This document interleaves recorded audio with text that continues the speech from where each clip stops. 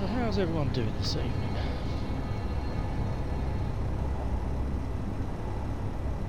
Now that's interesting.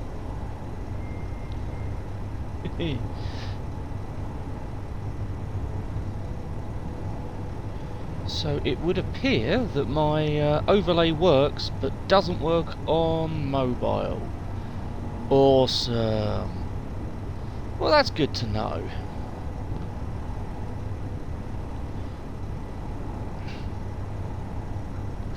So, as the observant among you will notice, we are not in one of my usual creative worlds. We are currently back in the creative version of Survival Sunday. Because I had a chat with Tom after the last stream, and we decided that this thing is going to be an absolute pain to build manually. So what we've decided to do is we are going to try and set up a printer to let us build this rocket, so that we don't have to worry about hand welding the whole thing, because that just doesn't. I mean, who welds by hand anymore? Once you've got a giant mining vehicle that Tom's left over there somewhere, and you know, a large amount of resources, who welds by hand? I mean, you've got a game that'll let you build it for you, so let's do it. Now we're going to have to build. I'm pretty sure we're going to have to build this printer on the eventual launch pad, just because of the logistics of moving this thing into place afterwards. So what we're going to need to do is build ourselves a printer where this is temporarily for the rocket. But we've also decided we want a small grid printer. We just want a permanent small grid printer that's always on hand, always ready to go. So I'm going to start on that first, because we're going to get that built so we can print the mining ships. Because these we can still use on the planet as well. So we're going to crack on and get this printer set up first, so that if we do need resources that are maybe a little bit further away, looking at you, Gold, 30 kilometers away, because of how I set this up with the docking collar on the bottom, we can piggyback the miner on top of the ripsaw. That's what this connector's designed for, is piggybacking a miner. So what we can do if we need, you know, gold, for example, that's a long way away, and we don't, well, that is not going to have the fuel to fly there. We can piggyback it on ripsaw, carry a lot more back, because we've got, I think it's 3 or 4 large grid cargo on here. We've got a cargo at least, that's the important bit. So we're gonna need these small grids up and running, and also Tom has requested he wants one of these. He wants one of the water boatmen for him to play with. So we're gonna make a printer. That's gonna be our first job. Now, this is the docking point for our big mining vehicle, so we're going to keep that as intact as we can. Yes, we couldn't work out the height, so it's got a 3 height connector. That's just how we roll around here. Now this is where I built the hydrogen miner, off of this side, but I'm thinking that this area here that we're currently using as a bit of a garage and dumping ground might become our printer.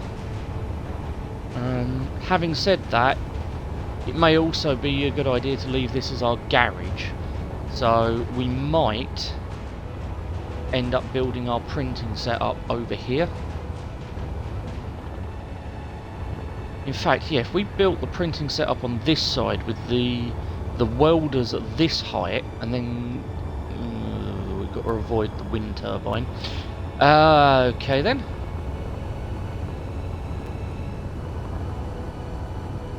I wonder. I mean, we've almost punched through here anyway. Let's borrow a mine for a second.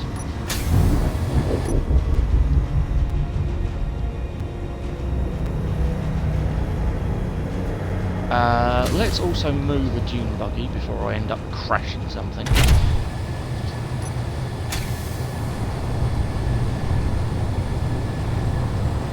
Oh yeah, I forgot there's a pad there. Right. I love that. Move it so I don't crash something, immediately crashes into something. Yeah, that's how this stream's gonna go, is it? Okay. My penance, because it's the 55th birthday of Star Trek and I'm not doing a Star Trek stream. Okay, I see what it is, game. I see what it is. Right. So we've started digging into this hill anyway. This is where we got a lot of our starting resources. Now we got a big tunnel back there somewhere. Let's go find it.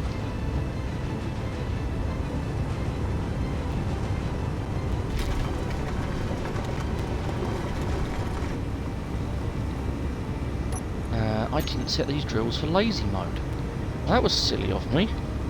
Oh, I don't want them on lazy mode though. Just realised lazy mode doesn't quite work. What I want it to do, because I want to be able to just destroy all of this rock. Just creep it forwards, and let's see where we get to. Keep it as flat and level as we can. Hey, Casa! Welcome, welcome. Thank you for the raid. How are you doing? How was your stream? I enjoyed what I caught of it.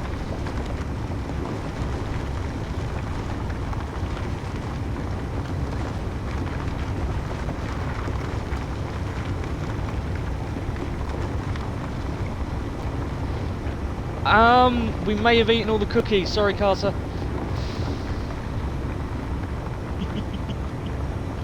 How are you doing? I'm currently looking for a tunnel. I've left it in this hill somewhere.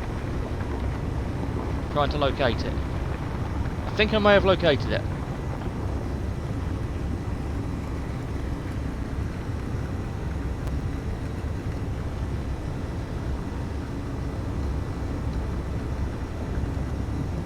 Awesome. I'm glad you had fun.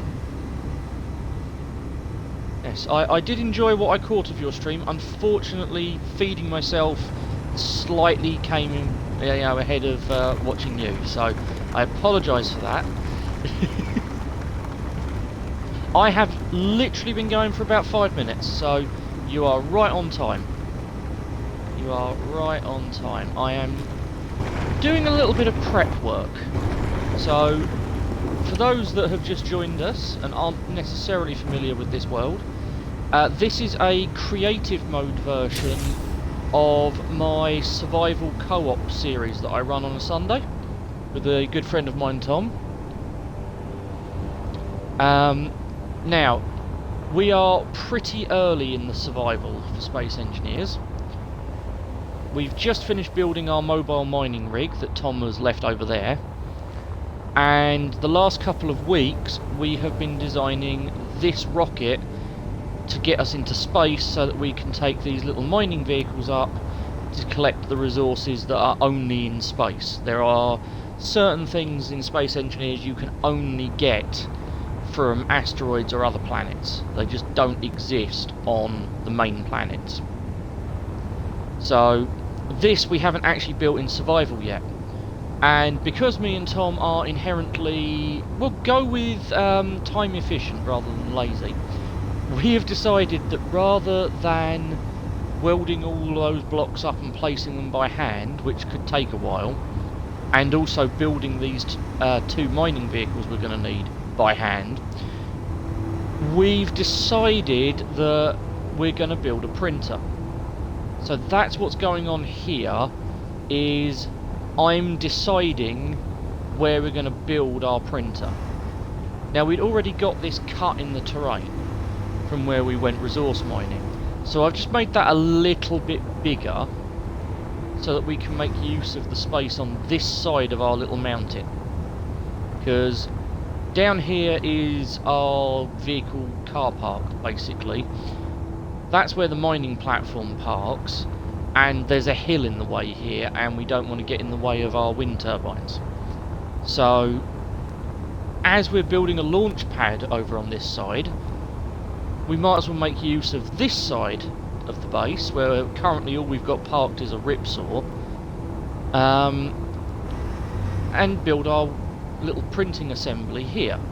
So this is going to be for printing small stuff like this, what we call small grid, because the blocks are significantly smaller than the large 2.5 meter cubes we have on large grid. So these are really fiddly to weld up, so printing them makes life a lot easier. Tom has decided that it's safer to let me design the printer than getting him to help, which is an entirely understandable decision, because I'm still teaching Tom how to play this game. So what we're going to do... yeah, let's do it in a different colour as well. We are going to take a cut out here, and here, and we are going... and I'm doing this in a different colour so that I can see which phase of construction we've ended up at. I want my T-junction, there it is.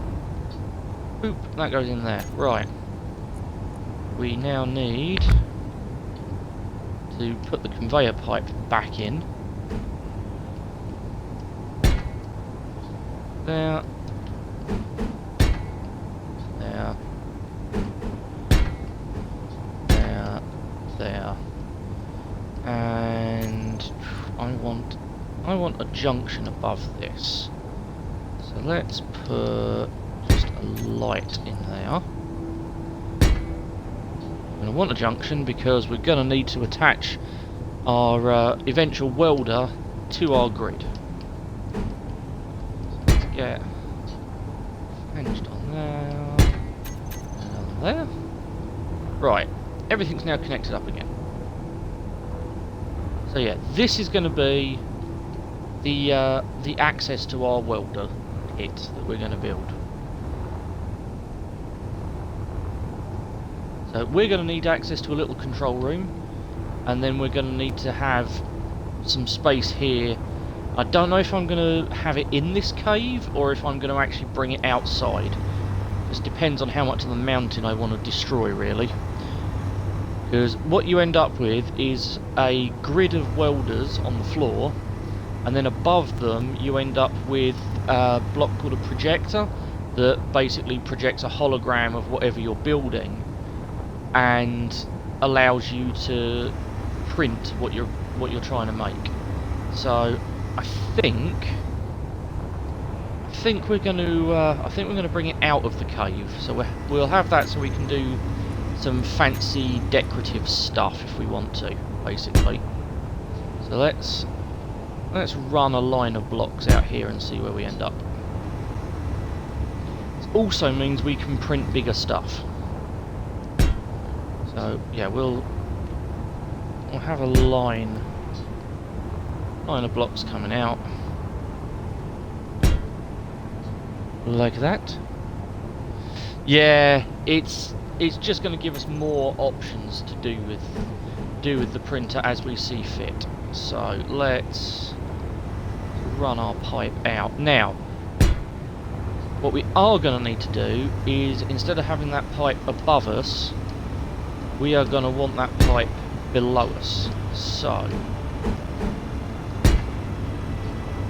let's pull that out there and out there, because the welders need to go below this sort of platform height. So if we make a nice U-bend, and we'll have our control station sitting directly underneath it.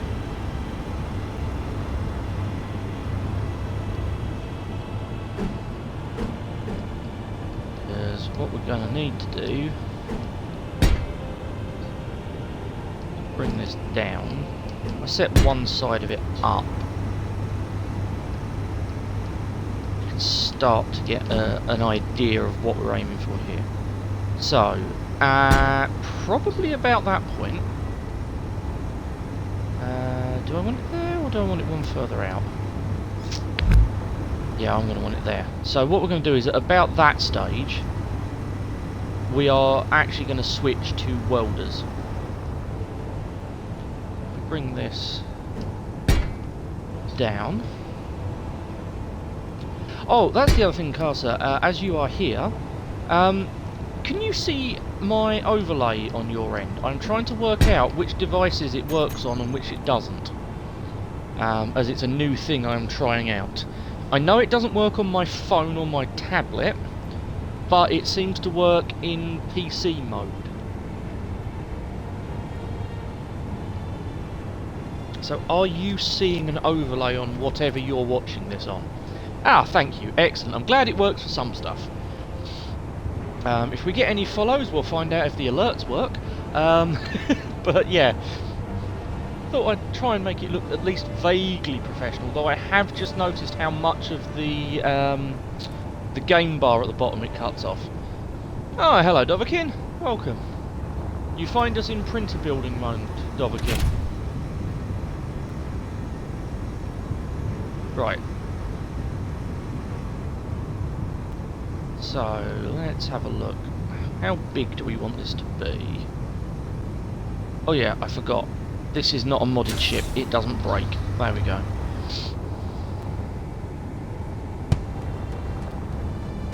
Okay, so, welder time. We're going to want some windows, so we'll get those down first. And just for a change... Oh, no, I'm going to want proper windows. Let's have some glass we can see through. So, let's just get a nice big 3x3 window down here. I want it on the invisible.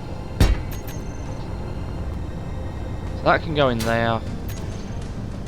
And then directly underneath it, that's going to be the control station. Why is it buffering? I don't know, Dovahkiin. I've got no bitrate drop at this end at all. I am broadcasting in a very strong 65,000. So I am not sure why it is buffering.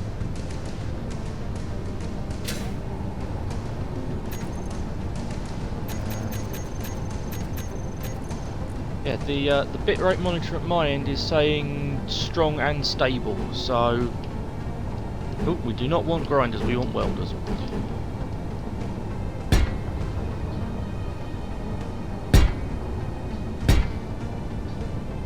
And we're going to want those one lower. I've just realised we're going to want that lower. Down it goes. This might become interesting to place. Oops, a daisy. There we go. So glad you can stand on your head in Space Engineers. It makes building so much easier. Right. So that's the level we want the welders at. We want them so the welding floor, if you like, is level with the bottom of that window.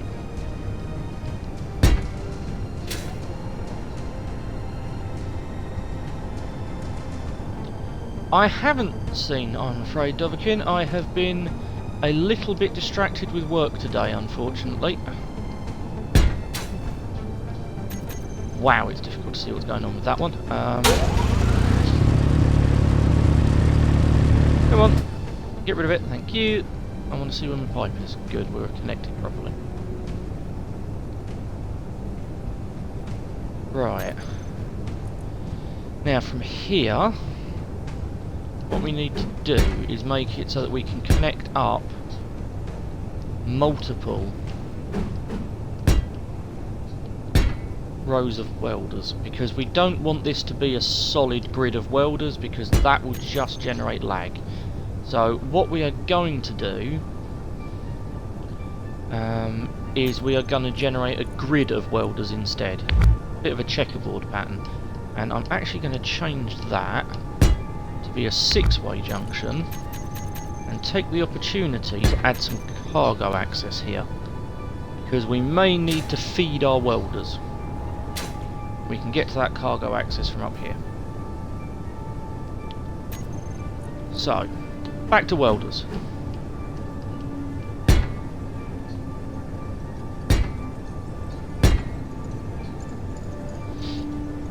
So we want welders there. Now I am not going to make the mistake I made last time I was making a welding pit, which is I didn't anchor my welders properly. Because everyone had a good old laugh when silly old 10 decided to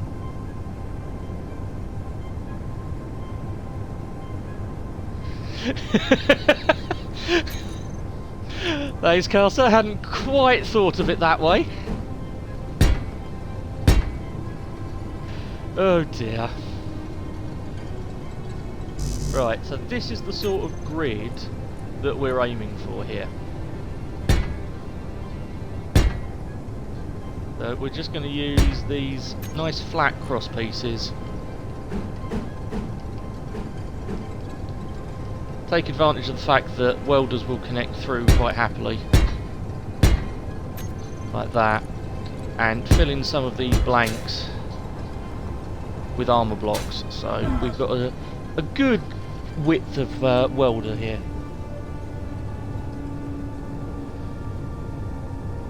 Carcer, are you getting any buffering at your end? Because if you are, it's likely, or is anyone else in chat for that matter, getting buffering, or is it just Dovahkiin?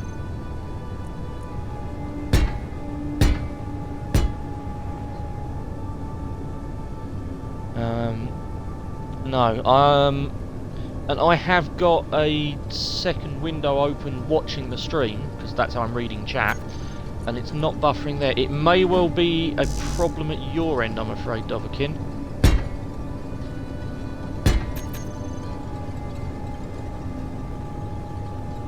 As much as that's going to be a pain, it unfortunately may be an issue at your end. Right. We are going to have to cut away a bit more of this terrain than I would necessarily like. So, yeah, we'll fit one more row of welders on the outside of this. I have one there and one there.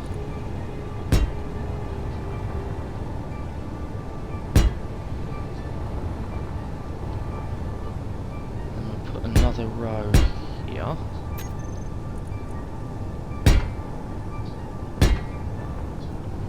That'll give us a good width at least. And we'll bring it down this way another couple of blocks.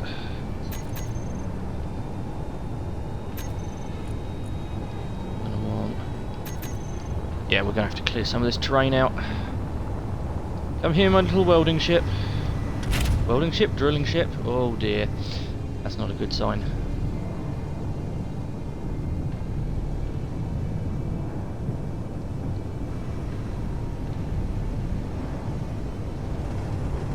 Make the ground disappear, please.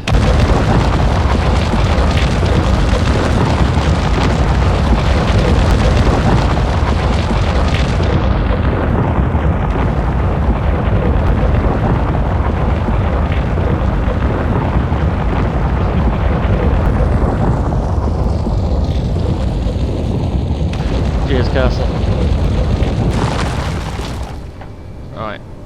I'm starting to think we might need to build one of these things to help us build the printer for it anyway.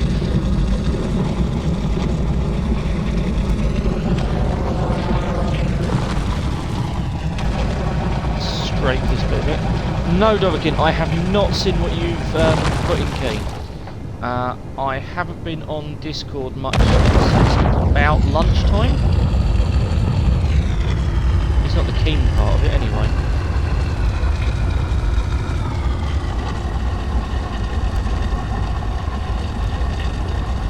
The point, I haven't even put my going live announcements out yet because I just ran out of time. Rather than making you lot all sit here while I sit and type a load of Discord messages out, I will just see what happens tonight.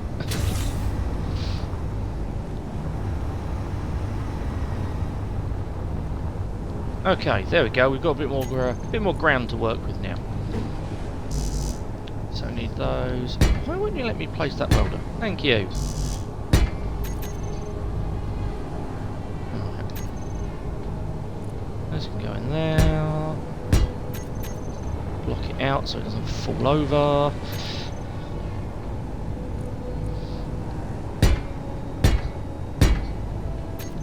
Now we could just keep expanding this if we wanted to. I don't think we need to make a super huge welder. Thank you. Oh, I think when we build this in survival we're going to have to dig this even bigger. Yeah, it is a little bit rude. Right, let's... there, there, and there. I have learnt from the mistakes that I made building the survival printer. Ooh. That way, please. Always make sure your welders are actually connected to something. Admittedly, it was probably good fun for you lot in stream watching me drop an entire row of these welders on top of my head. Okay, and we will finish there, I think. How long is that going to give us as a print bed? 1, 2, 3, 4, 5, 6, 7, 8. Well, it's going to easily be long enough for the little miner, I think. We may actually have to go one wider.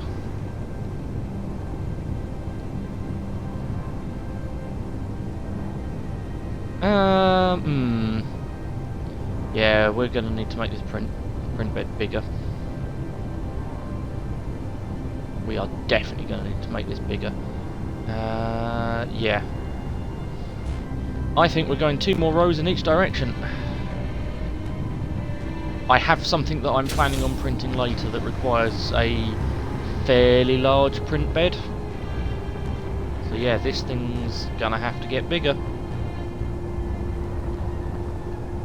2 in each direction, I think, is what we're going to end up with, Casa, because what I'm planning on printing is fairly huge. Tom doesn't know I'm planning on printing it yet, by the way. This is what happens when Tom leaves me unsupervised in the multiplayer world.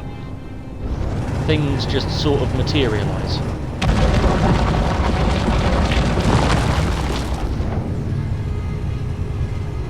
Let's get the grading machine out again.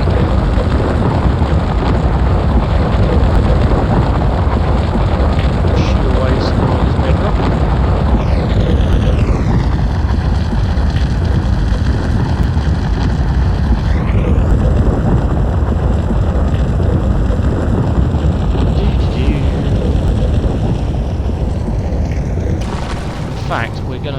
We are going to go 2 extra, but we're going to go 4 in the left-hand direction because I've just seen how deep down that the right-hand side as we're looking at it currently is. Oh, he'll love it because he wants me to. The first thing he wants me to do when I build the printer, he knows I'm building the printer, he just doesn't know how big or where or anything about it. He just thinks I'm building it or designing it, I should say. The first thing he wants to build is one of his water boatmen over there that he's fallen in love with in the creative world. Have you seen the Cinemas of our water boatman class? I can't remember if you were on the stream or not. But you've been in quite a few. It's the super fast, shouldn't work Christmas tired.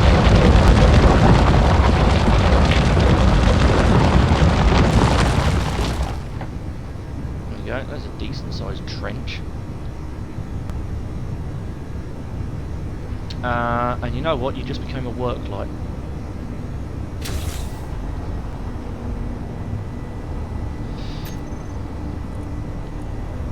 let's extend this down. So we're going to want there, there. And just to reiterate, I am not filling this grid in with welders, even though I could, because I'm trying to avoid lag. Bigger your welding grid, the more lag you start generating. So we are avoiding lag where we can around here.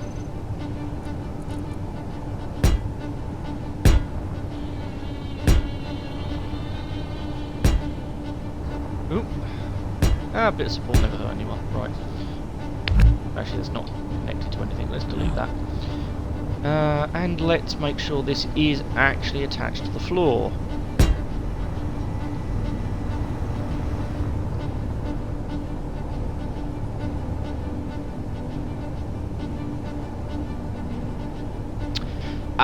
That's the trick of welders, is making sure that you have your components built first.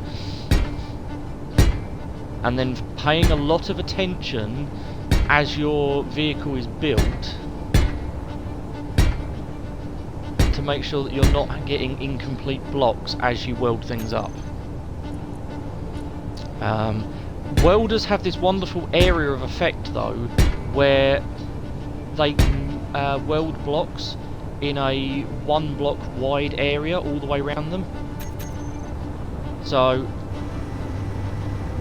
these 3 welders here can all weld stuff in that block, and because of these 2 you can also weld stuff in this end row that hasn't got any welders on it at all.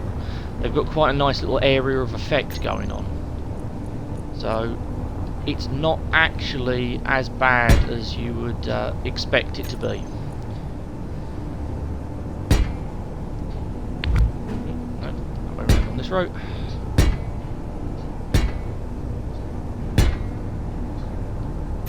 Cool, yeah, we'll get 1 more row in after this one, and then we'll finish there.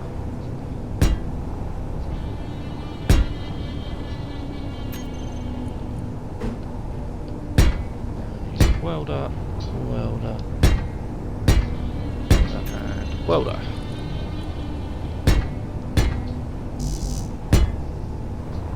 Ooh, that's not very helpful.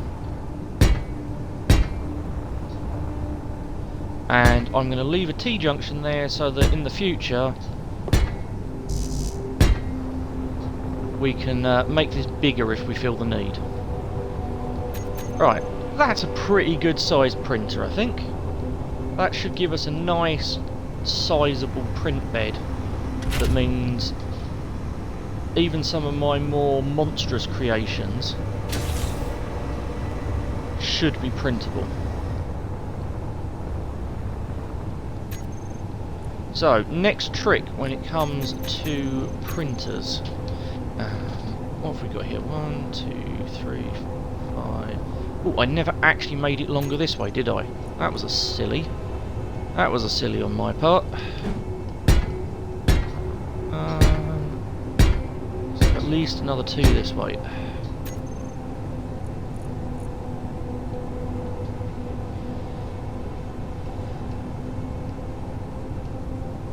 T-junction, thank you, right.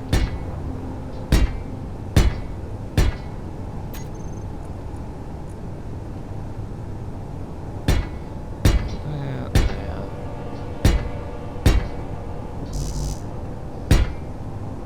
Thank you.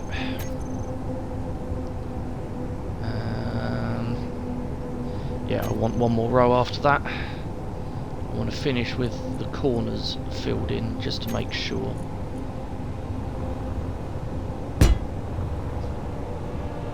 Go.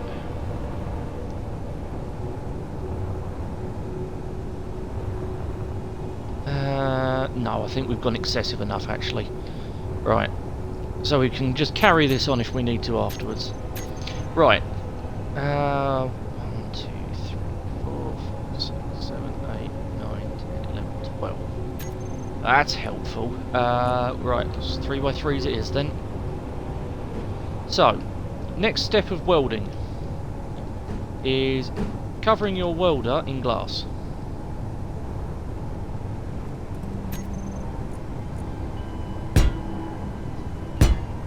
Apparently giving your glass some snap points. Right. There we go.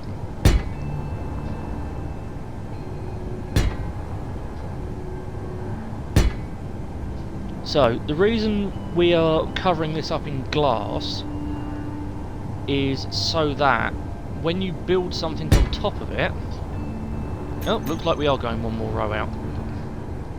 Not wasting that print bed. Right.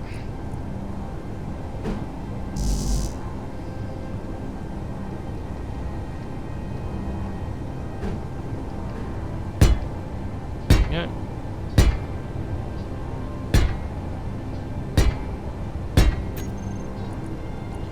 We're going to cover it with glass anyway, we might as well make use of it.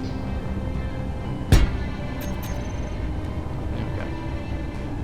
But yeah, so we put glass on top of this purely so that whatever we're building doesn't accidentally stick.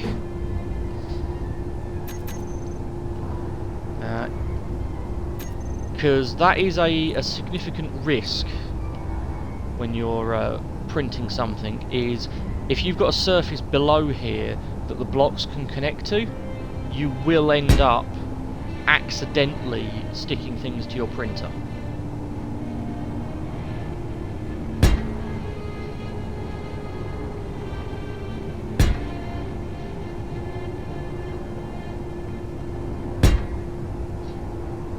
Let's cover it with glass.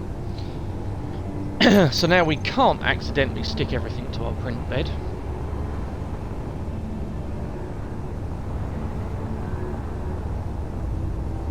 Got a little control room.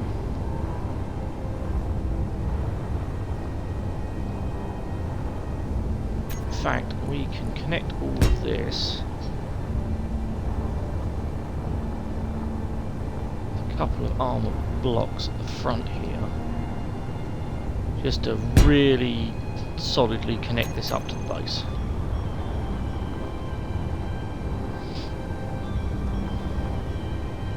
Right, now we've got this built, it's time to actually build the printer part of this.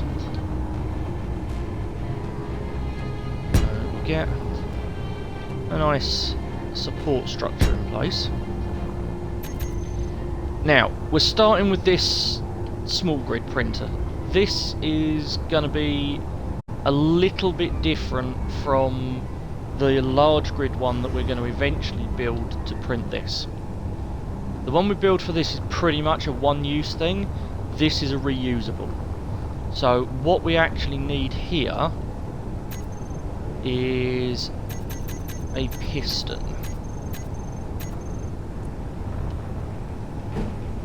Now I'm going to start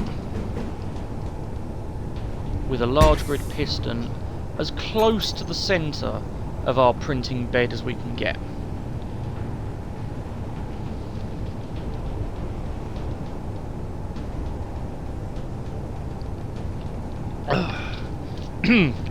When talking a lot, remember to hydrate. Okay. Now, we could plumb this in and all the rest of it, but we really don't need to, because all this is doing is giving us extra height so that once we've finished printing whatever we're printing, we can lift the whole assembly completely clear, and we don't have to worry about it getting in the way of whatever we've printed. This will also give us a lot of extra height should we need to print something particularly tall. So, next step, we need to convert down to a small grid. Easiest way of doing that is with a rotor. And we just come down here, we find our rotor, which is going to be the one on the subgrid, and we add a small head to it. We also need to find that rotor again. That one. We need to share its inertia tensor, which means that it, behaves as if it's attached to a base stuck to the floor, and we also lock the rotor so that it can't freely spin. So that now gives us a nice little itty bitty attachment point on the top here. There it is.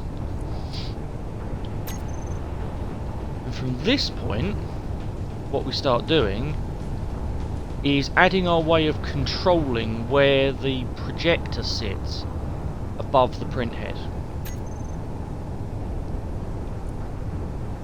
So, we will start with some more pistons. And we're gonna have... you.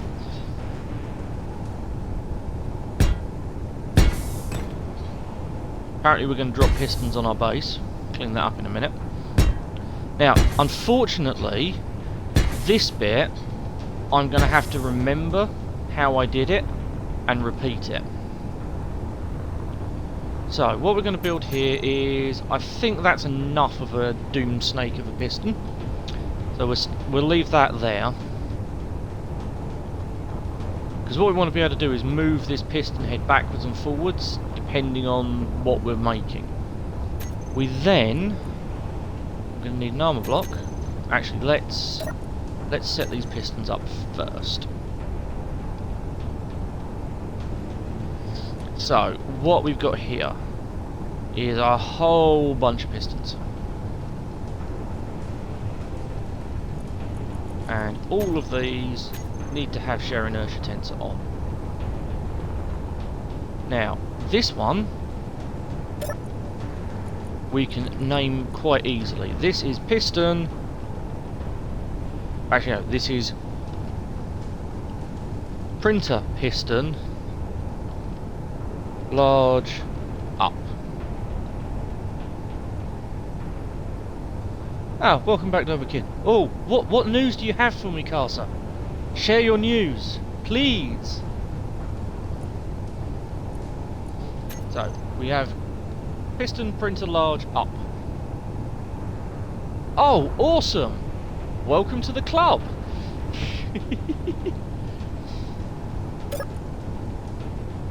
Well, if you need help learning how to play the game, Casa, you know who you can come and ask. Welcome to the club. I hope you're taking notes now. So, I need to check we don't have any pistons anywhere else on the base very quickly. Oh, we do. We have pistons here. Okay, these pistons need renaming. So, this is piston dock 1.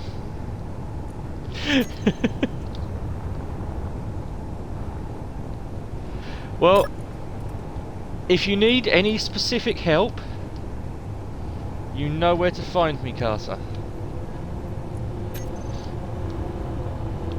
So we have dock 1 and dock 2, so we can find those. Do we have any other pistons attached to the grid? No, I don't think we do. I don't think there's any at this end. Nope, we're all good. Right, okay.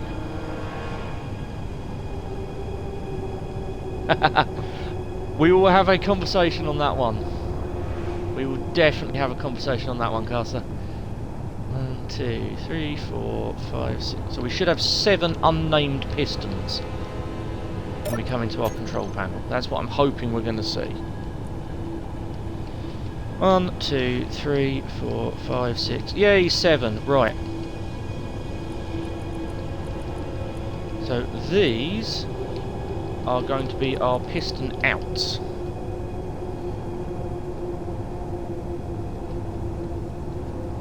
So we have printer piston out 1. And because I am lazy and don't like typing, copy.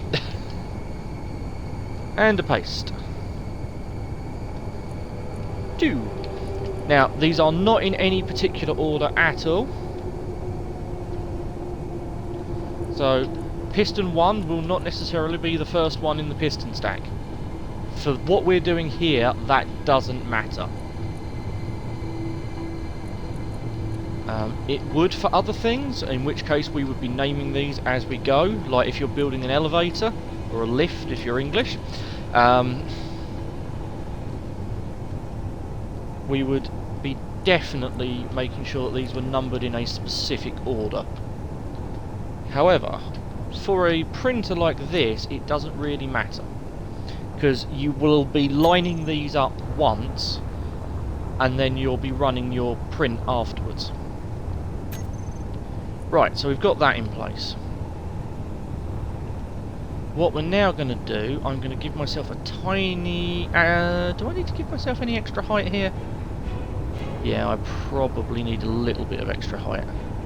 So what we will do is we will go to our ever useful girder block, because these do not have, or if you use the half version of it, oh actually no, I can't use those, Tom doesn't have those. Okay, new plan. Sloped armour blocks. Same advantage, they don't have a full hitbox. So we can run a line of them up like that. I hate the fact you can't put a corner tip on here properly. Bit across like that. Bit across like that.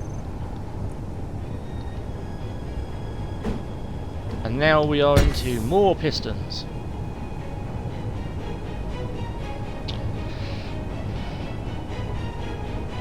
That's called Dovahkiin.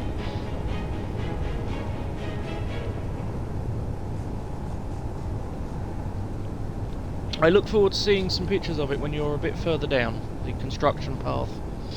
You look like you've got a solid start, so I'm interested to see where you go with that.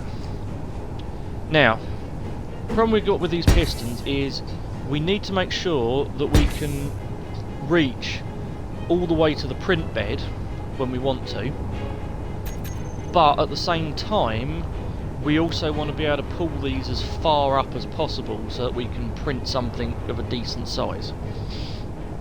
So right, let's go with 4, I reckon.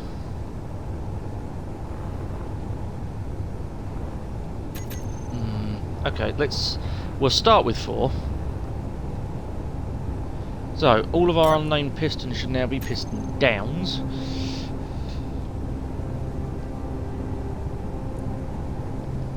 There we go. So, yeah, we've got 4 of them. Share the inertia tensor. So we now have printer, piston, down. Copy that bit, and that's number 1. We then have piston down 2. No worries, Casa. 3.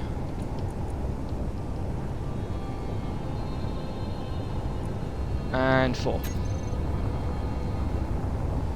Right. So, if we attach our what is going to be our print head to this,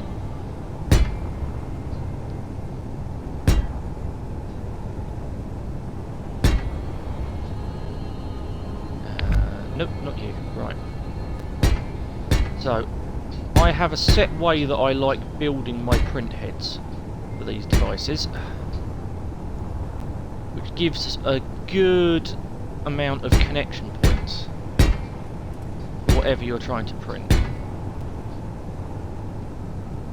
And that is, you build 5x5, stud out those connection points, and that means you can actually fit a camera in the middle should you actually need to see what the heck you're doing. Right, let's tidy up some of this mess that I've left lying around before we get too carried away. I'm sure I dropped a piston on something earlier. Yeah, yep, there it is.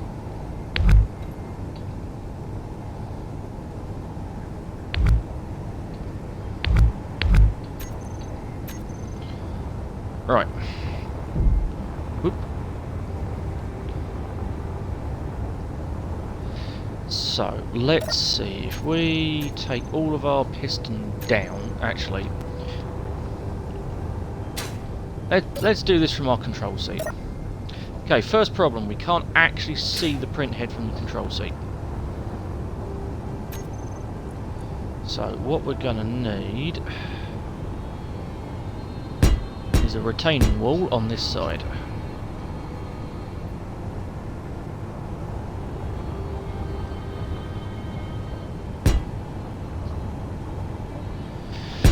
There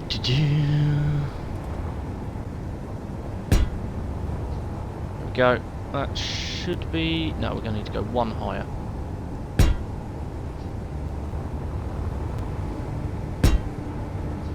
So we've got a retaining wall because that we can mount a camera to. Which will allow us to see exactly what's going on with our printer.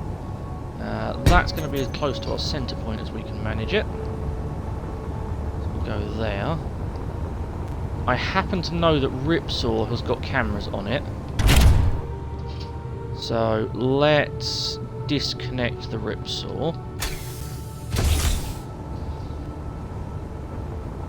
That's just going to make finding it in the control group a little bit safer.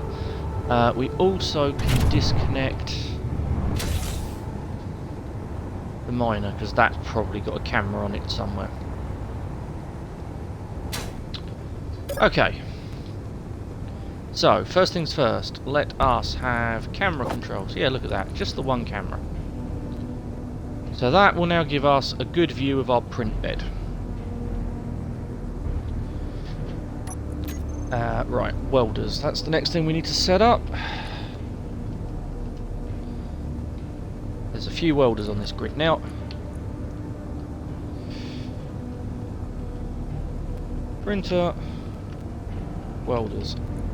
I am deliberately prefixing everything here with printer so that it's a lot easier if I ever need to turn everything on and off. There we go. We can. So, next thing we need is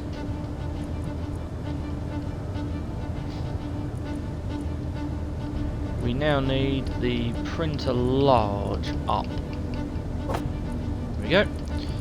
So that is just going to be a simple reverse, because that's just going to be to pull our entire print head clear.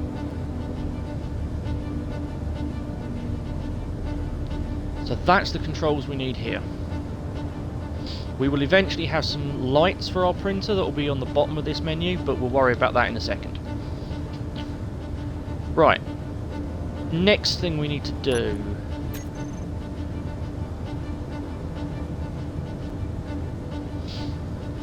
right, we need to set up our out. Right, let's set our downs up first. We're going to be using those more than we will the out. Printer, piston, down. Pistons, down. There we go. Otherwise it will get confused.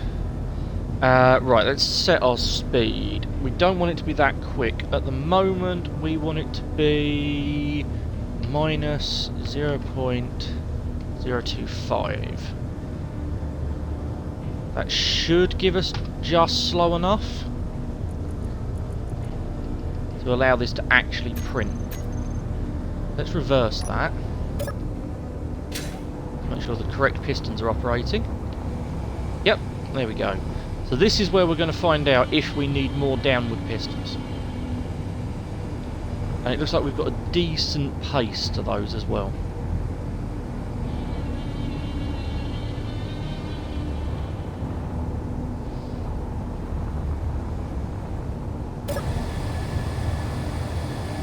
Let's jump back to our camera, and there's our printer head. So while that's coming down, we can now grab our group. The printer down, we can do an on-off, so we can stop the print head whenever we want to. We need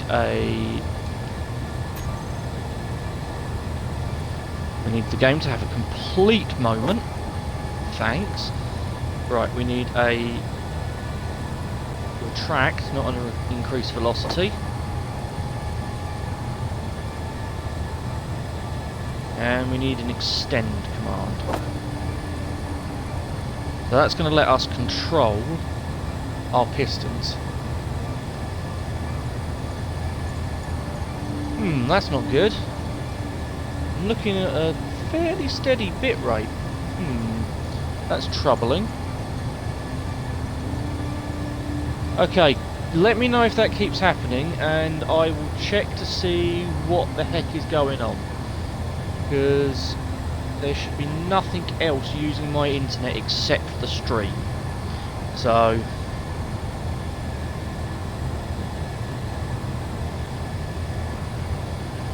just keeping an eye on the bitrate for a second. It's dropped a tiny bit. Right, give me a moment, I'm going to tweak a setting quickly.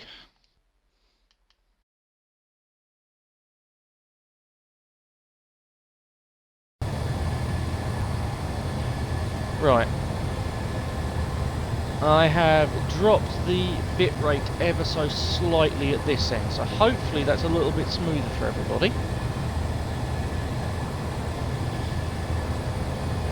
Interestingly, it hasn't lagged on my end at all, which is very weird.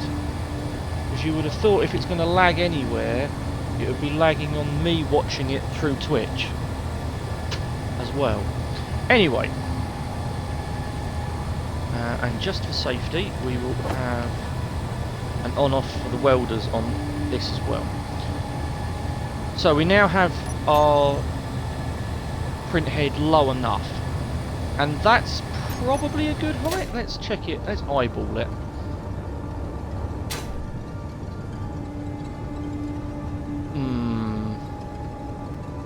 I really could do with that being a tiny bit lower.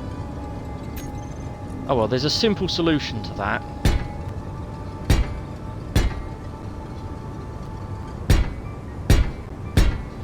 And that's just make our 3D print head a couple of blocks longer.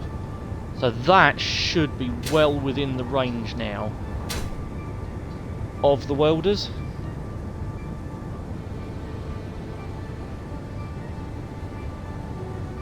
So if we project something and it connects up here, we now have got plenty of clearance to actually weld things up. Right. And hey look, we can see our print head now. Okay, now we've got it lined up that way, we're going to have to get it lined up this way as well. Now what really annoys me is I'm going to have to sit there and do all of this setup again when we build this in survival. But I've got to do it the first time to make sure it actually works.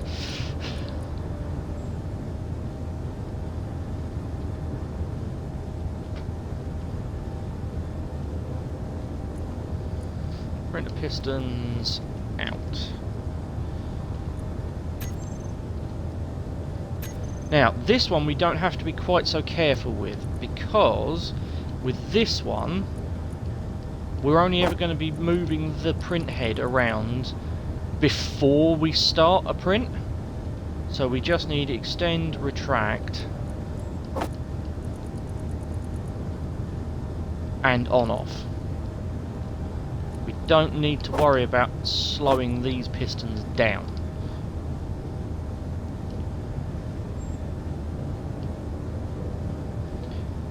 Because as you can see, we just want to very quickly locate our print head in the centre of our printer. And there we go. Apart from a little bit of tidying up, like putting a little border around the print bed here.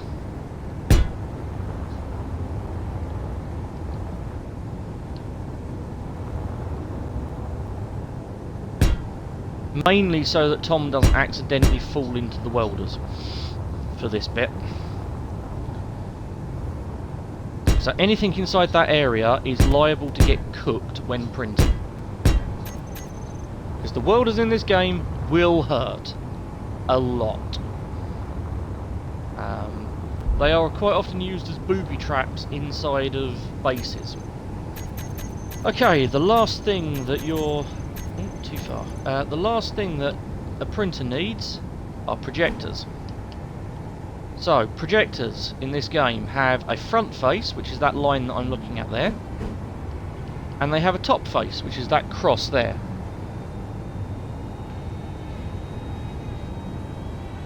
Printer just killed the stream. Stream seems okay on my end, which is really weird. I'm not seeing any real lag. Oh, no, now I'm seeing lag. What is going on today, stream?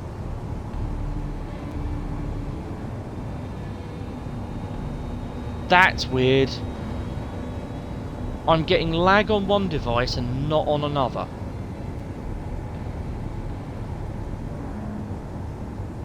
And the only thing that's changed is how I'm controlling the stream. Right, 2 seconds, chat. I'm going to lose sight of chat for a moment. Let's get rid of that. And let's controls the chat the old-fashioned way. As in the way I have been for the last however many streams. Right, there we go. And let's see if that gives us a slightly better performance.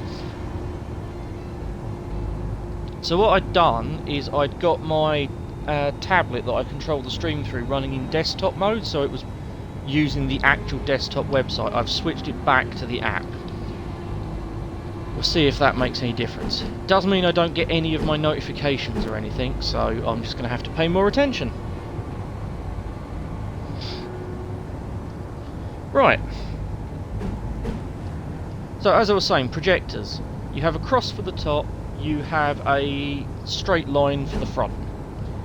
So, we're going to want the front of our vehicles to be pointing this way. We want stuff to come off of the production line in this direction, I think. I mean, I suppose it wouldn't matter if it came off in that direction. The ground is at a better height. Yeah, we're coming off at this direction. Right. So, the reason that I build my projector setup or the print head setups like this is you can build all of your projectors above the print head. Like so. Though we probably don't want them that close to the piston after all the piston explodiness that we've had recently. Still, this has got more than enough room on it for a very large number of projectors.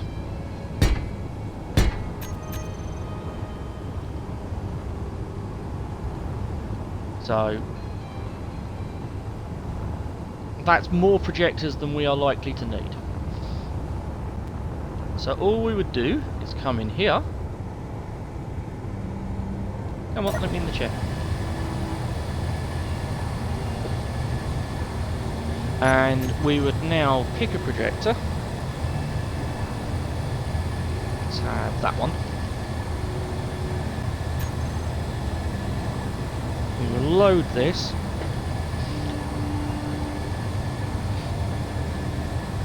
How's the bitrate doing at the minute, guys and girls?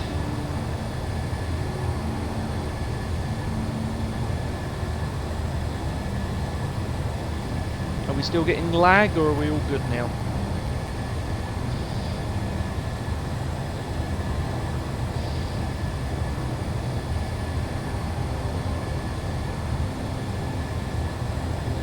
I mean, this is a bad time for me to ask because, you know, the blueprint menu is lag-tastic at the best of times. Yeah.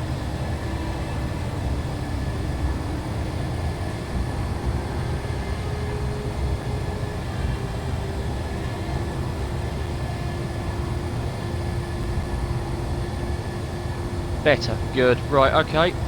I now know not to try and be smart and overdo it with my streaming setup. Roger that. I may also tweak the bitrate down ever so slightly for next stream as well, just to... I mean, I was broadcasting at 6K. I don't think I need to worry about broadcasting at 6K. Okie dokie, so I've loaded our first projection in just to show you how this goes.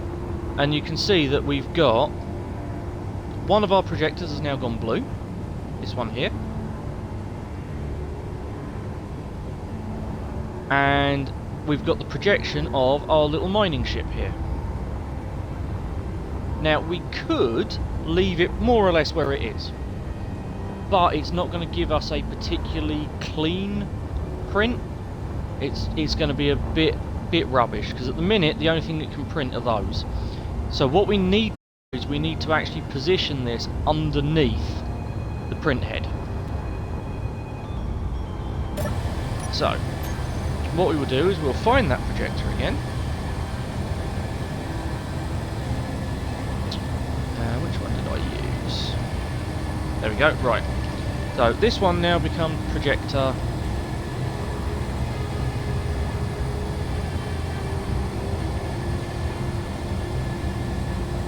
Yellow Miner. Whoa, that's not how you spell yellow, Tentacle. There we go. We tick the ever so important keep projection button now. And what we do is we use these offsets to move our projection around. And then we completely ignore the out of bounds warning because it's rubbish. So we're almost there. We're at the right height. What we need to do is move that projection sideways a bit. And then we need to try and find some connection points for it. That's always the fun one on a build like this, where you've really compacted stuff in and, as they say in the game, greebled it. So let's have a look at it from this angle. Yellow Miner. So we're going to want to play with our forward offset a little bit, pull it back. And we're going to want a little bit more on the horizontal axis. So that should be more or less central. Go. Right. Is it still all on the print bed? Yes, it is. And because of how we've built this, we've actually already got a point of connection here. So you can see that these, or this block here, this thruster, where's a handy pointer? There it is. Right, so this thruster here that I'm now pointing at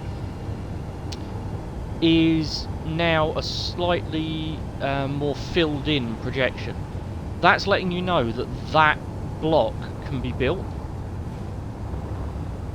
So, as more blocks become viable, more of this ship will get printed. And what we need to do as a final test run is we're going to turn the printer on.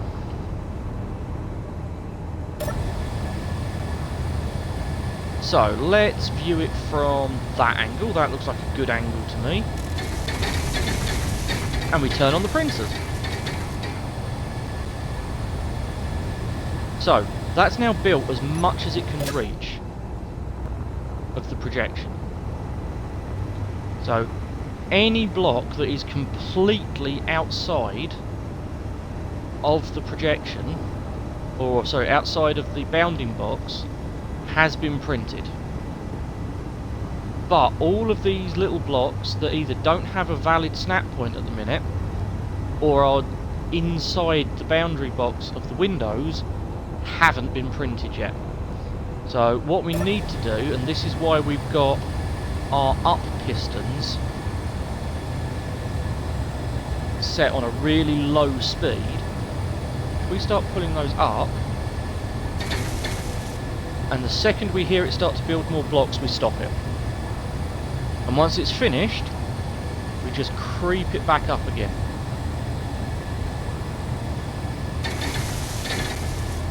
There we go.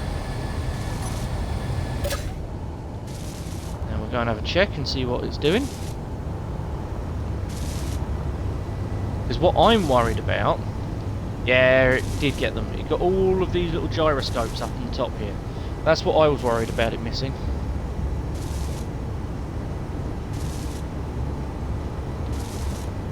Now, you can hear it still firing. That's telling me that it knows it hasn't finished the projection, but it can't build any more of it. And I'm a little concerned that it's not managed to build the front yet. So, what that tells me is we need to extend our print head. For those in the modelling industry, we need to add more sprue.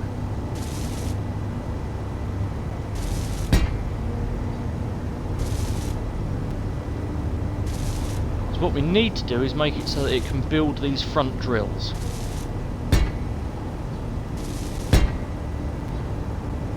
Because if we let it get too far without building these front drills,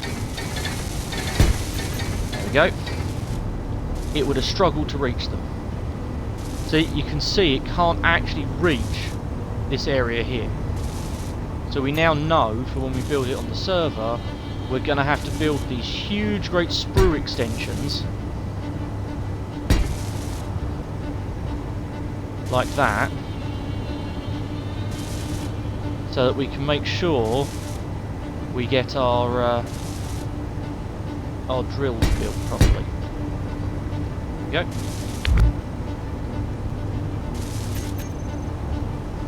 And what it might mean is we do have to come in here occasionally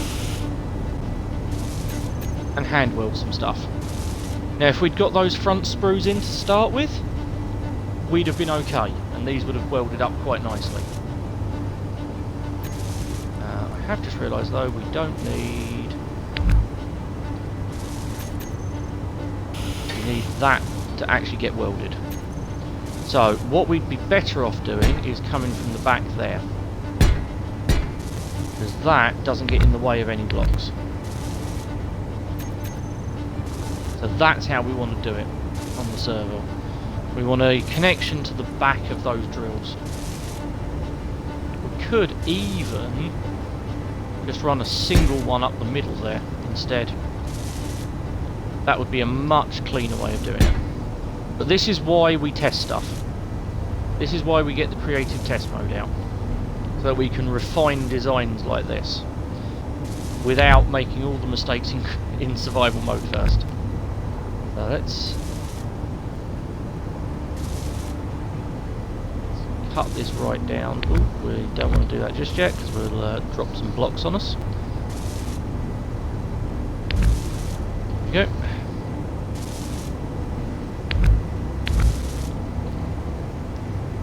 Yes, welders, I know you're trying to weld something you can't. Shush. I'm very stroppy. Right.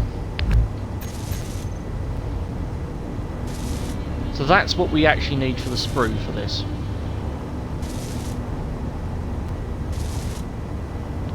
And now let's finish the build.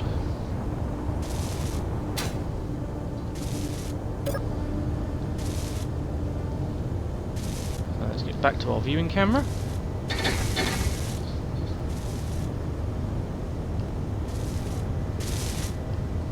Creep it up a little bit. There we go.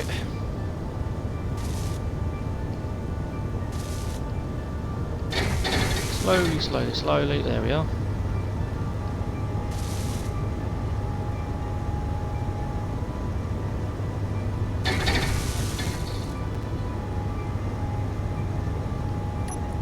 Right then, and I think we might be nearly finished. So let's have a look. We've got some magnetic plates, some conveyor tubes and a gyroscope left to build.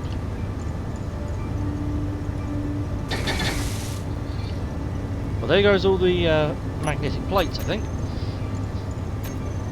Too far.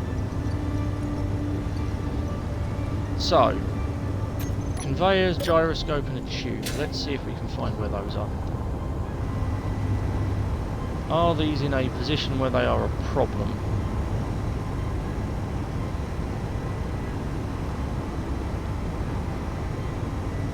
Well, there's the tubes. I'm not really sure why they didn't print. But that's not difficult. Where's the gyroscope that it has failed to print? All of those are in. Ah, that one there. Okay. Again, not the end of the world. 1 or 2 blocks at the end, I can survive. I can survive on that. And there we go. That's the quick way of reproducing a little mining ship.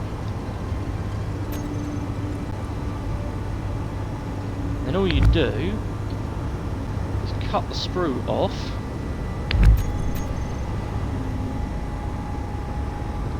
Your mining ship is now free.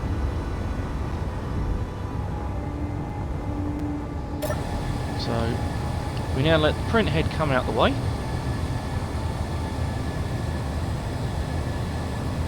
You can see it's dragging that projection with it.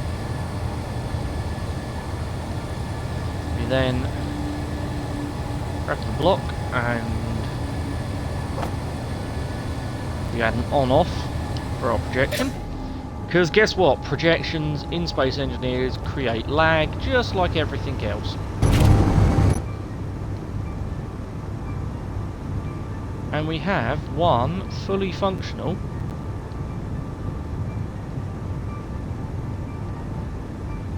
yellow mining ship.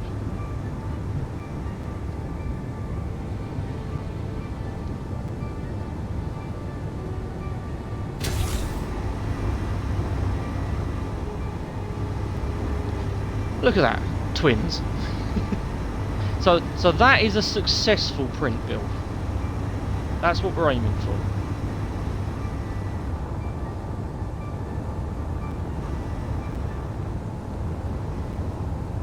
The bigger print job is going to be building the printer for this rocket. Now, honestly, I think it's going to take me and Tom long enough to build all of this extra base structure that we've got going on here, that I'm going to have chance to build the printer for this rocket next Wednesday. I'm just looking at the time, but we're going to make a start on it now, because if I can get it done tonight, all the better. Let's get rid of that extra mining ship. We don't need that one at the moment. Let's keep the grid numbers down a little bit, shall we? And let us move the water boatman out the way. And water boatman.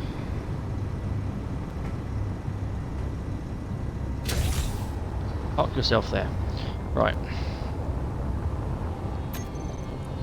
So let's join these up.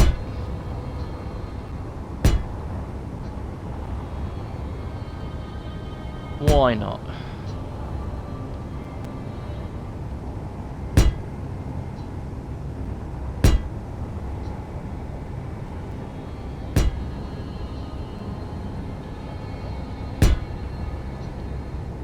Few extra blocks in. Anyone has some creative uses for this space in here, feel free to let me know. I'm open to suggestions on that one. Because otherwise all me and Tom will end up filling them with is random cargo space or stuff like that. Right.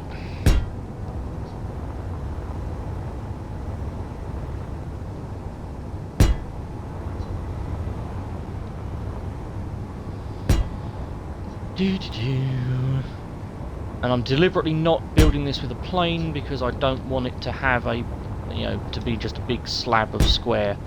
I want it to have a bit of shape to it, so it follows the terrain a little. Like that. Blend with the terrain rather than messing about with it.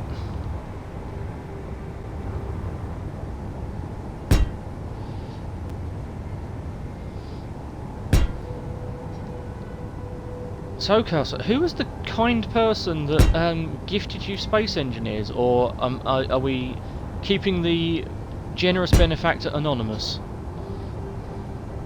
And did they get you any of the fancy DLCs, or is it just the basic version? I'm intrigued.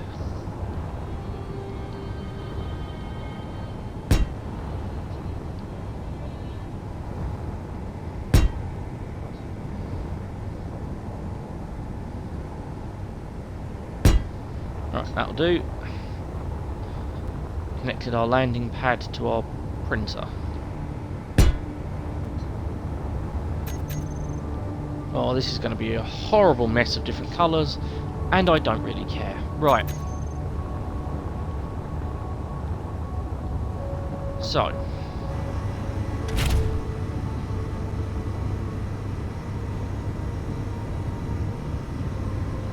Let's get this landed and out the way. Ah, cool. Well, Tom has been making do just fine with the basic version. So, the basic version is not bad. One of the things I will say that I like about Space Engineers quite a bit is their approach to DLC. Because what they tend to do with DLC is the functional stuff they will add as a free update. And then the paid DLC, which is usually pretty cheap, is scenarios and decorative stuff. So everything that I'm doing at the minute, you'll be able to do in standard edition with no problems whatsoever. What you won't have is things like the fancy skin that I'm using on these sci-fi thrusters, or the fancy sci-fi hydrogen thruster. You'll just have to use the basic version, which functions identically, they just look a little bit different. So to give you an idea, let's just slap a standard Atmo thruster. So that's your difference between your vanilla standard thruster and your fancy paid for DLC thruster. They function identically. They have exactly the same snap points, they have exactly the same atmospheric seal, all of that good stuff. It's just one looks a bit fancier. So, but if you do decide to add any DLC, yeah, exactly, it's fine. Yeah, if you do decide you want to add some DLC, just give me a shout and I can make some recommendations for a couple that I consider worth it because they add meaningful stuff.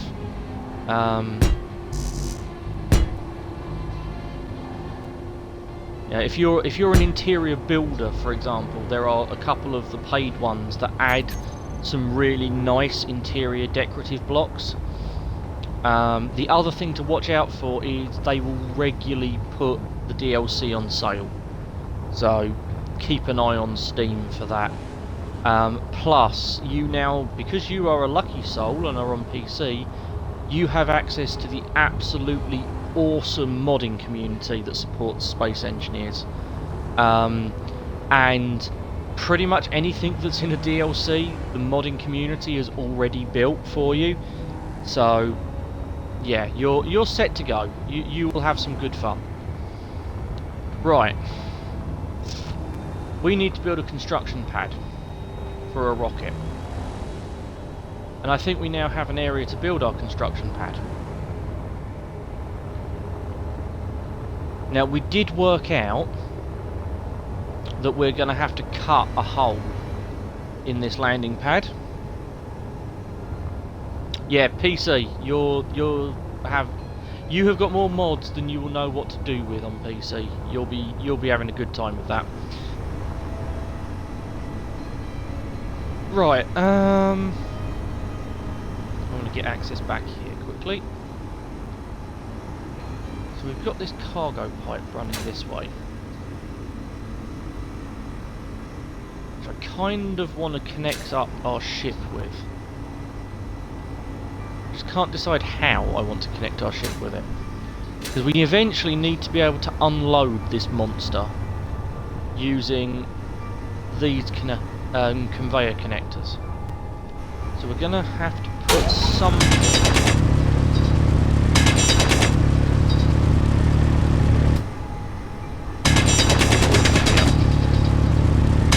That looks Going looking for our tunnel again. Hey, look, I found it. That's not too bad. Right. Yeah. No, that's cool. PC is arguably the better supported version of Space Engineers. Console's good, and they're catching up, but there are some things that you can do a lot easier on the PC version because you don't have Microsoft with arbitrary restrictions, which we kind of have to live with on Xbox. Yeah, this is about where I want this to come up. Right. And the good news is, they have at least figured out how to make PC and Xbox play together. So, there is that little ray of sunshine we've got there. Right. We need to bring this over one. There we go.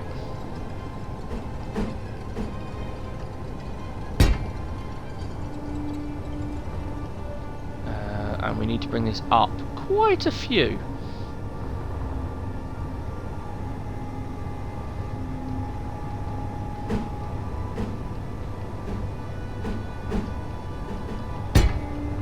Okay, let's just do this.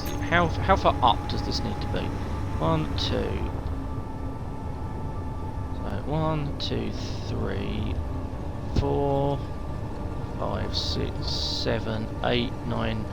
Right, we need to be 11 blocks up in the air from the landing pad. 1, 2, 3, 4, 5, 6, 7, 8. Okay.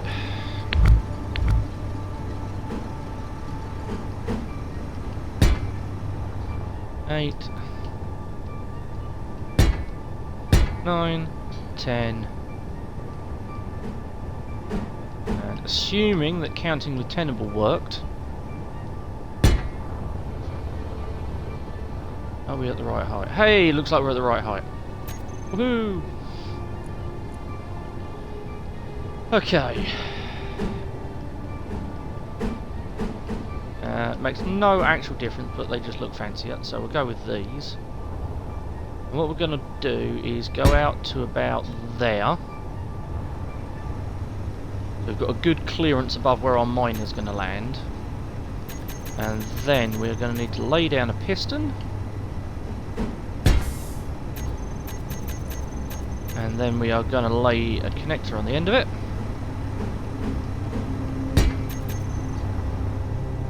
And that will allow us to dock our rocket to our base. And the good news is, situating that and blueprinting that in will mean that I can reliably set the welders up when I need to.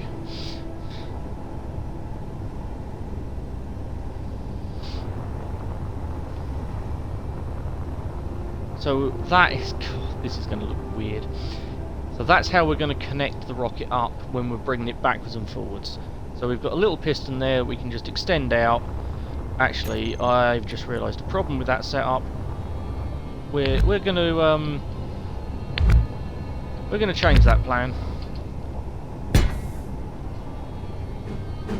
because we are going to want this well and truly out the way when we're launching a rocket.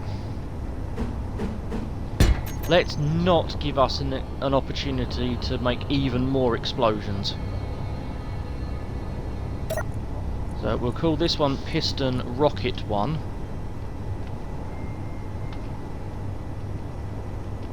Since we still don't actually have a name for this thing. This rocket still is unnamed.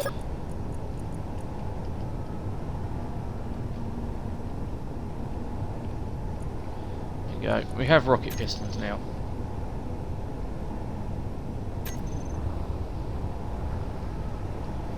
We shall... I'm actually going to leave inertia tensor off on that one because that will give it a little bit of flex, just in case something strange happens. Right, so rocket dock positioned quite nicely. Absolutely not putting off building the welders for this thing. Honest. Because the way we've got to build the welders for this is going to invite a visit from our Lord and Saviour Clang. Because we basically... actually, I can show you what we need to do. If I come over to the mobile mining rig, I can show you exactly what we need to do. What we need to do is build something like this set of nested pistons, but instead of having them pointing down, they're pointing up, and instead of a drill, they've got a projector on the end of them. Because what we need... That looks pretty awesome, actually. That rocket lit up like that. Yeah, so what we need is we're going to have, same as we've got here, we'll have a flat bed of welders, which I've just realised I've left on. Let's turn those off. Otherwise we might accidentally end up printing something we don't want to. But yeah, so what we're going to end up with is a flat bed of welders like this. In fact, could we just reuse this printing rig? Could that be the easy solution here?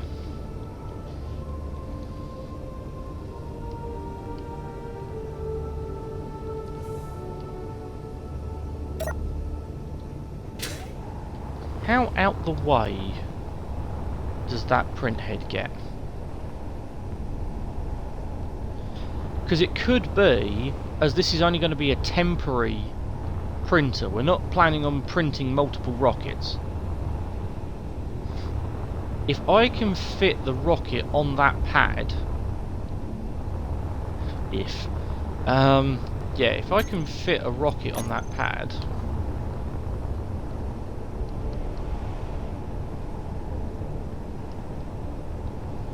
oh great, which way up is our rocket? I think it's that way up. I was right! Yay! Right then.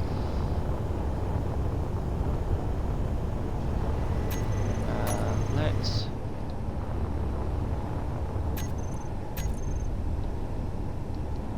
Ugh. Come on game, cut me a break here.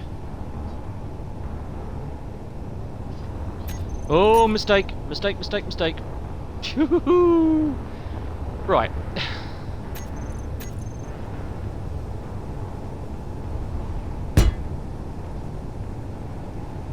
What I'm trying to do is remove the mining ships from it.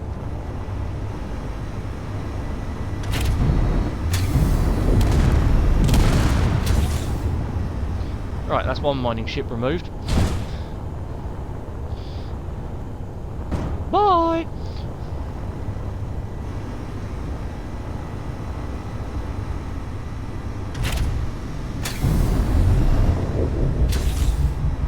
That actually worked dramatically more effectively. Thank you. Right. Because yeah, all I want to do is see if the rocket itself will fit. So let's get in the cockpit.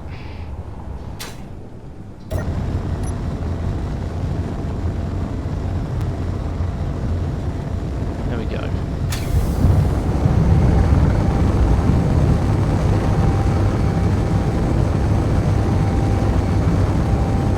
This can only go well.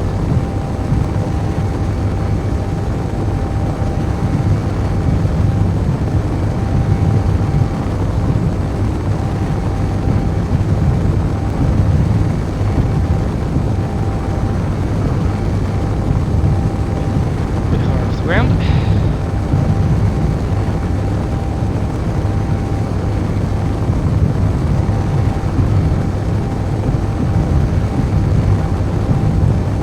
Because of the way that we've set our cockpits up, if I push forwards, we go up at the moment. Because this is orientated to make flying in space easier. I'm amazed I didn't get any comments for how much of a hash job I just made of doing that. You lot still there?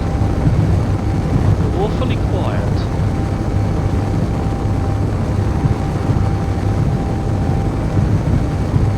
Anyway, right.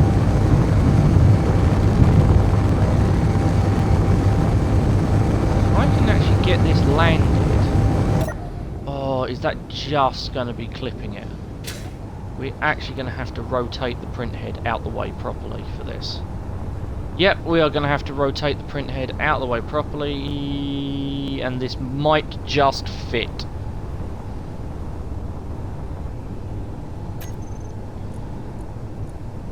So, if we lose those blocks...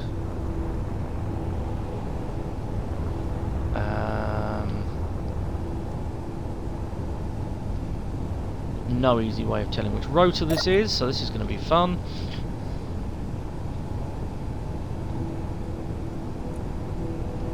Rotor. Ah, yes, we do know which rotor this is, because it's the one on a subgrid. Look at that. So... Ah! Fair enough, Casa. Fair enough. So, we haven't given this any velocity, so let's give this a little bit of velocity.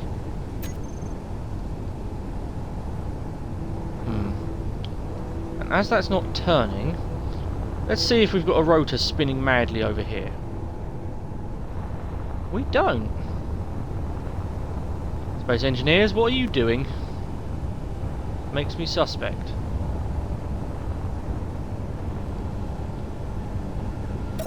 So come on then, Carson, make me jealous. What have you got for supper tonight then? Ah, oh, did I do a stoop? No, it's still locked.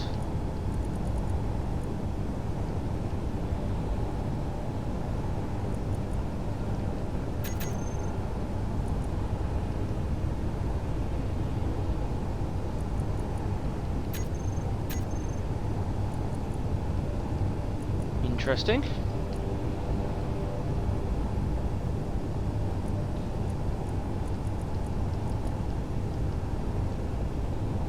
Is it because our rotor head is too far into the block? We don't want to up that torque. Okay, so Mr. Rotor doesn't want to play today, apparently. Steak and veggies. Good call. I had a sausage pasta bake for dinner tonight.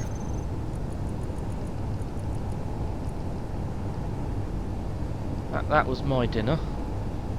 Steak and veggies sounds like a much, much nicer idea. Right, I need to check that the other thing is not spinning like a lunatic. No, that's not... Right, there's an easy way of doing this. Okay, we now can't get them mixed up.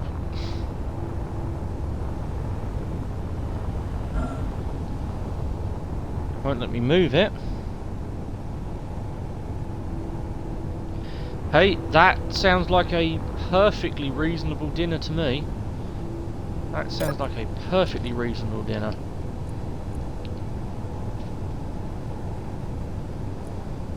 Yep, we were adjusting the right rotor.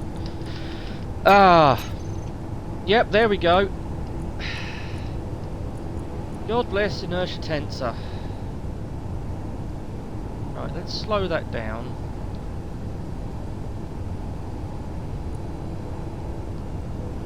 Give it some braking torque. Where's that left up print head? Up there somewhere. Yeah, so that's the difference that share inertia tensor makes on this. It goes from being able to move to not being able to move. Now, what we can do on this to give us a bit more control is we can actually set some limits to that rotor. So, Now that we've established we're working on the correct rotor, turn that back on. And we will set our lower limit as 0. And we will set our upper limit as 90. And what that should mean is as long as... nearly reversed our piston instead.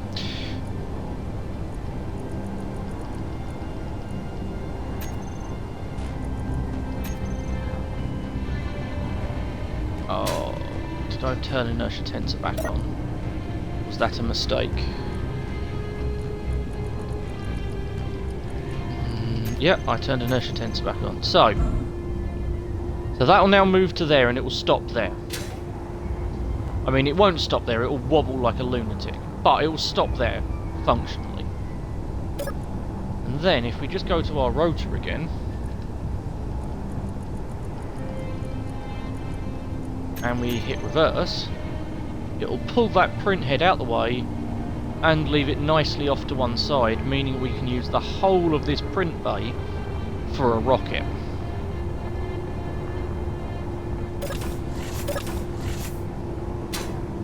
Come in here, that's our gunner's seat, pilot seat. So now, we can pull the rocket perfectly into the pad.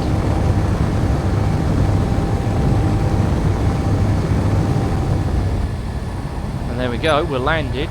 So we'll cut thrusters, let us settle. And then lock her off. Right, and now we are perfectly flat on our welding pad.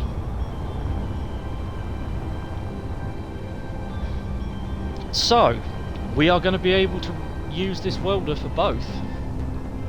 I was not expecting to be able to get away with that.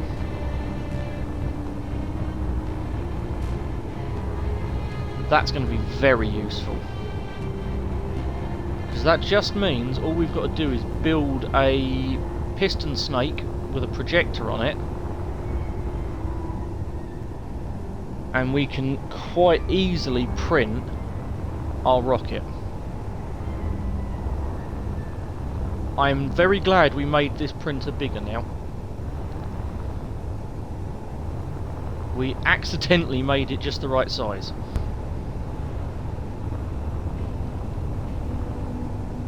We're going to have some fun fueling it on this pad because it's going to take a lot of hydrogen, to the point where I may actually create another one of those connectors coming off the top here. I think I'm actually going to do that. I'm going to change that T-junction. I'm going to hope this doesn't break anything. Yay, it all stayed there. I'm going to change that T-junction for a 6-way. That way, if we need to, we can bring a pipe up and connect onto this ship once it's built and start filling the hydrogen tanks. Yeah, so this is going to be what we end up building.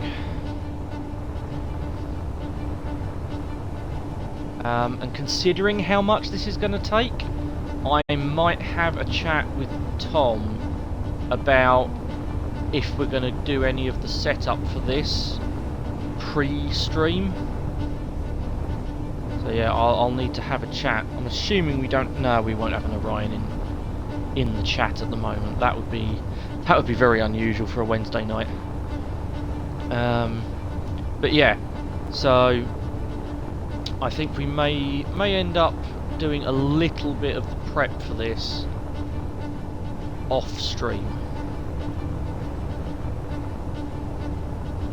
But we will definitely do the majority of the work. Well, the work will be done in survival, whatever happens. But I reckon we'll end up doing most of the setup on camera, so that everyone can watch me make a complete fool of myself again. Because let's be honest, that's what you're here for. You're here to watch me make a mess. You're not here for when it goes right. You're here for when it goes horribly, horribly wrong. because that's the more entertaining bit. I know this. I watch other people play Space Engineers. For those that aren't aware, this is the vehicle that Tom absolutely wants in his life right now. This is the Water Boatman, which Samo named accidentally. This is the vehicle that would not work in the real world, because those are wheels pointing into the ground. But they are very fast and very fun. But they do not like driving on voxel or on grids. They sort of tap dance when you're on a grid. So we leave it on the voxel. It gets very, very lively when you put it on grid. So, right. So, what I'm going to need to do is I'm going to have to take a blueprint of the entire base now. So that's going to be fun. So that we can get everything lined up. And then I think in survival I'm going to at very least lay down this just huge great sheet of metal block, because that's going to be a lot of repetitive welding. We do have a nice little cave down here we can use now. So there's that.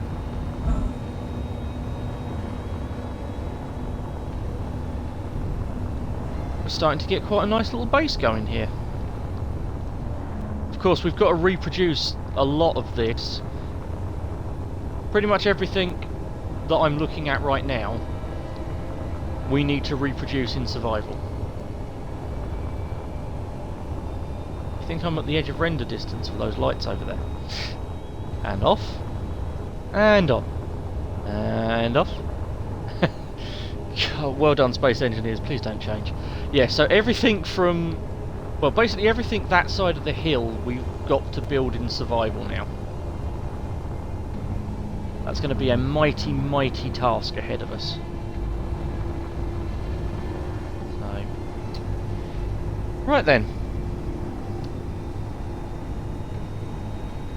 Got 15 minutes left, give or take.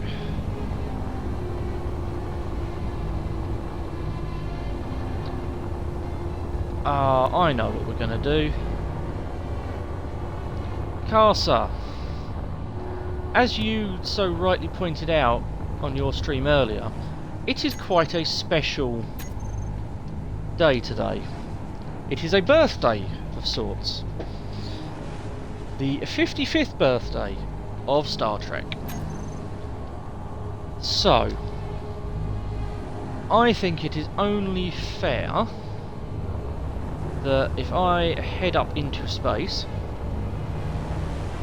oh, let's be honest, we're going to head up into space the fun way. Let's launch the rocket.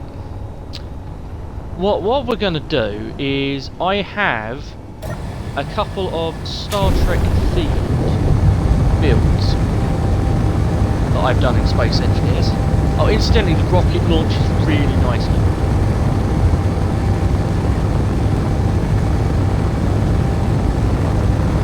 So what I'm going to do, let's get into space, where we don't have to worry about this horrible gravity thing. And I'm going to bring in one of my Star Trek builds. And Karsa, as I know you are somewhat of a Star Trek fan, I'll be interested for you to give me a rating to see how well I've blended Star Trek with Space Engineers.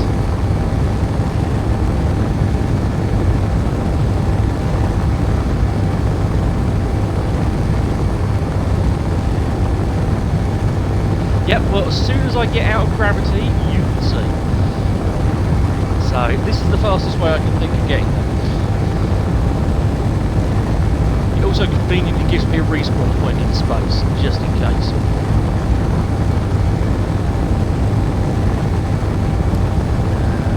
Probably going to have to go about another 3 or 4k, but we'll get there in a second. Now, Karsa, I'm going to ask you a question here, and if we've got any other Trekkies in chat, feel free to chime in. I have 2 ships that I've got. I've got an original series. I have an original series tug starship, and I have a next generation Constellation class that I built for a friend of mine to use on our server. Which would you like to see first? The tug is based on the Ptolemy class, I think it was, from the original series, but I've done a modified version of it. So which would you like to see? The original Kirk era tug transport ship, or the next generation, the same as the Stargazer? Which would you like to see first?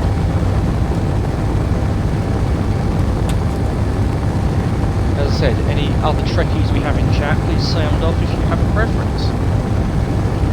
Whilst I'm doing the last couple of kilometres of flight.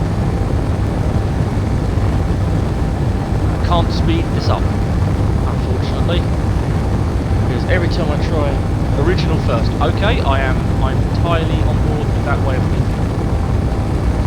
Yeah, every time I try and use the admin commands to speed this up, I end up crashing the world. So we're just going to do this the slow and safe way.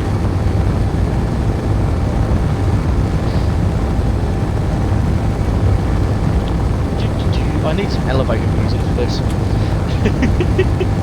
I might actually install a jukebox on this thing without Tom knowing and start playing elevator music as we're flying into space in survival. Oh, that's something you won't have seen, Carson, because I don't tend to do it on my games. There we go, we're in space. Right. Slow everything down.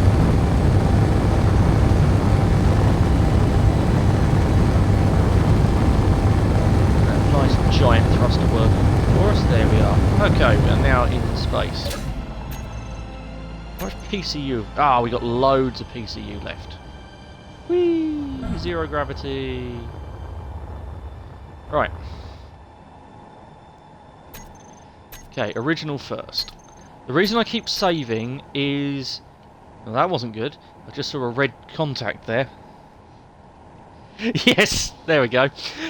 Right, I keep saving because the Blueprints menu in Space Engineers has a habit of crashing your Space Engineers game. So, I believe it was the fails that I called it.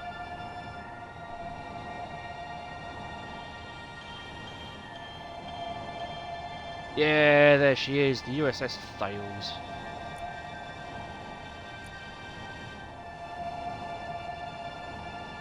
Yes, it was a Ptolemy class.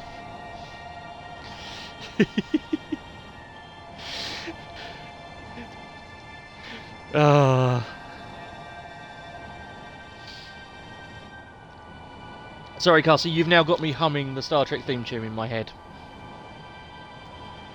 Right.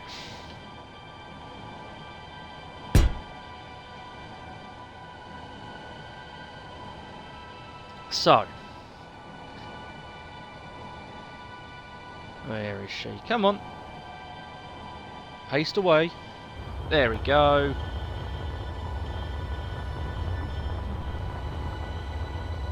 So, this is our transport ship.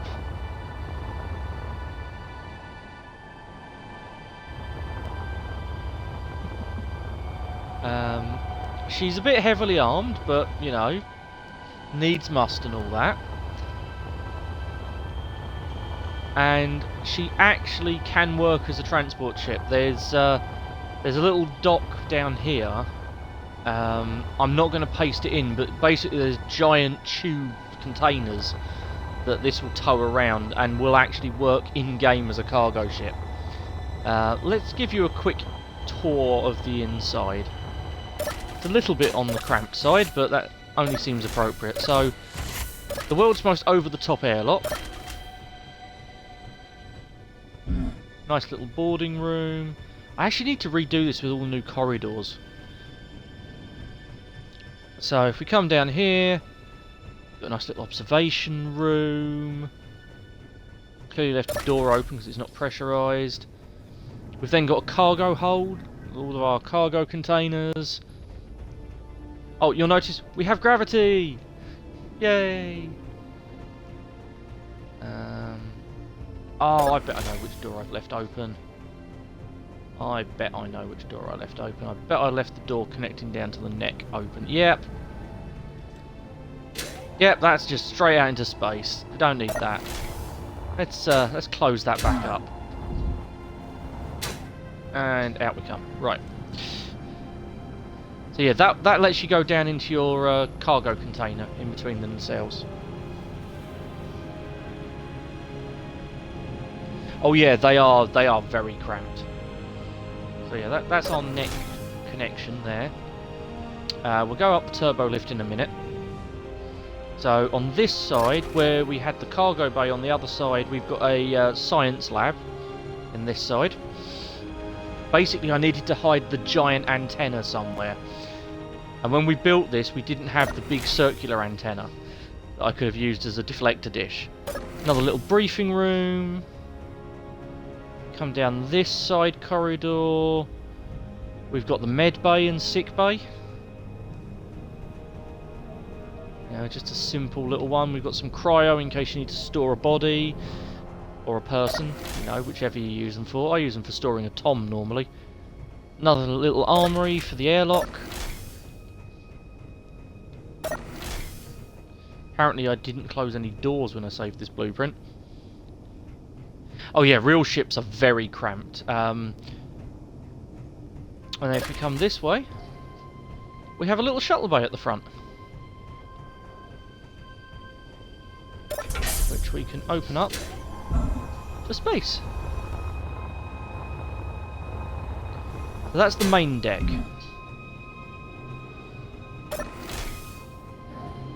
Of course, we've now depressurized the entire ship, but never mind. So in here we have environmental. So this is our oxygen tanks and our O2H2 generator and our gyroscopes.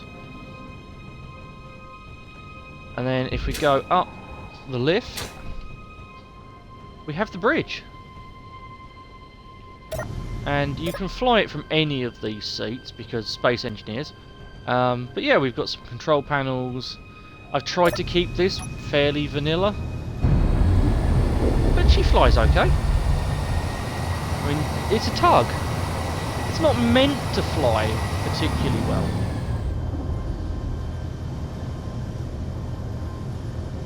But there she is. So that's the little Ptolemy. Glad you liked.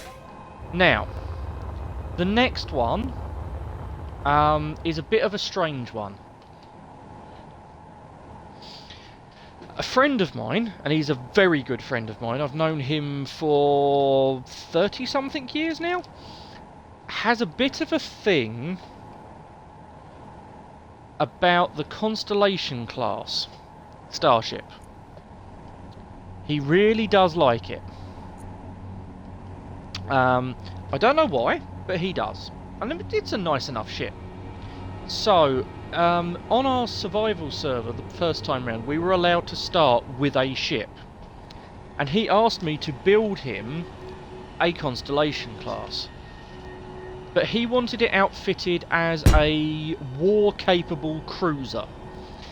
So this thing is an absolute tank of a ship. This does not follow this. This is more built like a Defiant than it is built like an exploration ship. Of course, I pasted it in upside down. So, this is our Constellation class. As you can see, it's a bit beefier than the Ptolemy, and that's why I had to get rid of the Ptolemy, because we wouldn't have had enough PCU for both of them. So this is a bit bigger, and because it's a bit bigger, we've had to be sneaky with some of the design choices on here. So, for example, if I just cut a section out of this warp nacelle, just take a slice out of the armour down the side of it, the warp nacelles are actually where your propulsion are hidden. So these engines will work even though they are not on the outside of the ship. So both the nacelles are just full of engine on this one, because we wanted practical. So despite the fact that this is an insanely heavy ship, and I'll show you how badly it turns in a minute, it's still got a decent amount of thrust on it. And as you can see, it is studded with turrets, top and bottom. The hull is, in most places, double-skinned heavy armour, so it will take a beating. You've got a couple of little external docking ports on the back here, but the inside of this is not very not very Star Trek, shall we say. Well, actually no, I tell a lie. The front bit is absolutely spot on to what the Constellation class is, because it's two huge open cargo holds with a fly-through shuttle bay linking it all up. So this is absolutely fine. It's when you go through one of these 3 doors here that stuff stops becoming Star Trek and starts becoming Space Engineers. We'll start with the easy one first. So through here you have a nice airlock. We are just going to vent this ship, by the way. You've got a corridor in here. Through this big door you have got med bay, all of the cryo, because we decided we wanted to have it that everyone on the server could log off on anyone's base ship. So we have enough cryopods here for all 10 people on the server. And in the broom cupboard we have a gravity generator. So that's medical. Back here we have engineering. So these are all of the reactors. And I did manage to make something that looks a bit like an original series warp core back here. So this got nicknamed the microwave. These are all ion thrusters pointing into the inside of the ship. So these work and give you thrust. But if you happen to be inside this area when the ship is thrusting, you get cooked. So very, very much the microwave. And ironically, what I'm standing on top of here are the faster than light drives. So this thing has got a 700 kilometer faster than light jump, which in the grand scheme of Space Engineers is absolutely terrible. You need about 2,000 kilometers to get between Earth and Mars in this.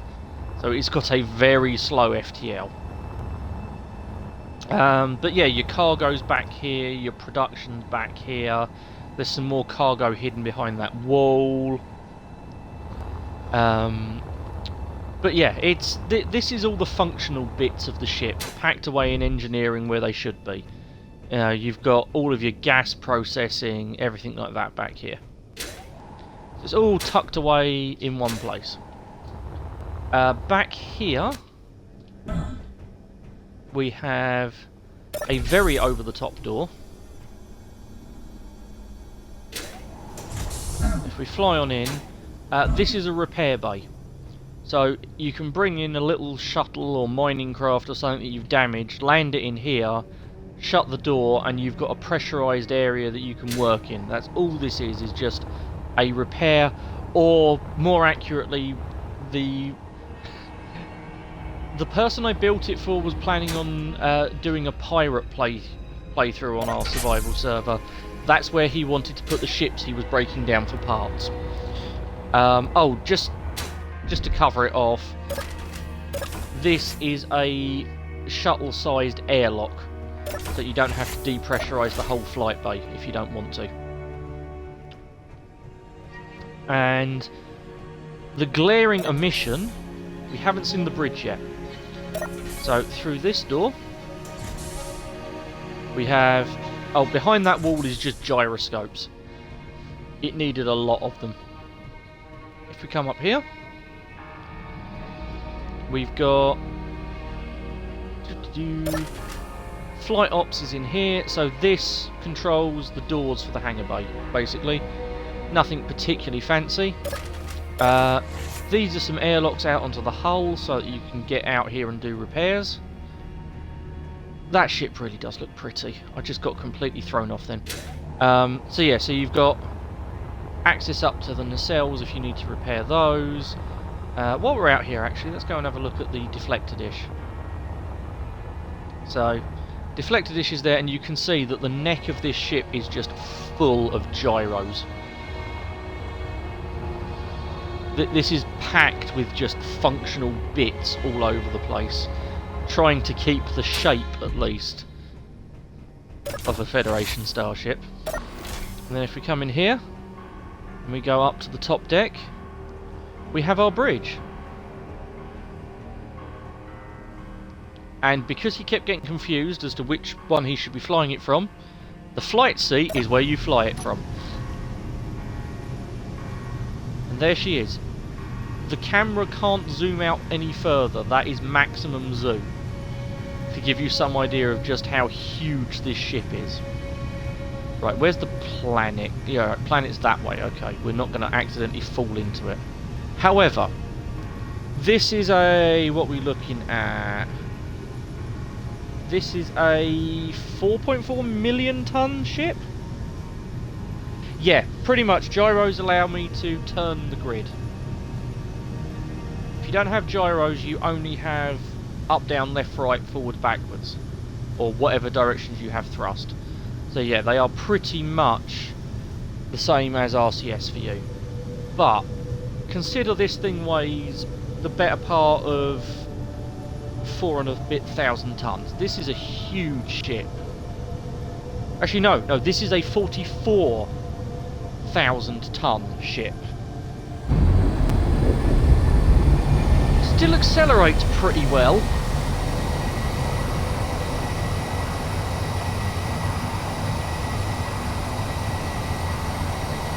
And once you get her accelerating, it'll turn.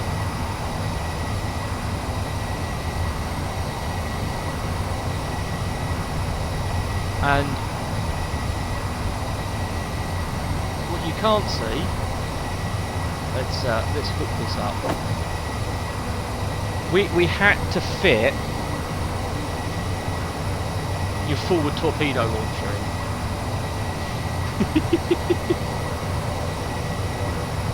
Because every Star Trek ship has got the forward torpedo bay, so we had to have one.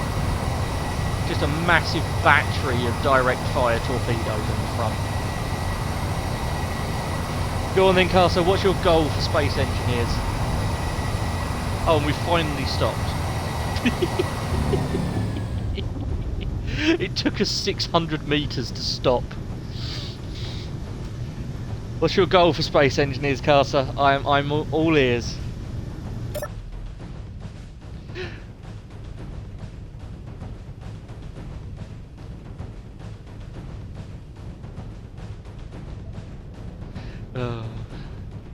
Right, let's actually I can just get rid of this ship. We're done with this one now. So yeah, that is my foray into Star Trek builds so far. At some point, because I am that sort of Star Trek fan, I have a full set of Nova class deck plans. You want to make a Starfleet? Oh, your game is going to hate you unless you've got a really powerful rig or you're building that on a pretty good server, because these ships are resource hungry.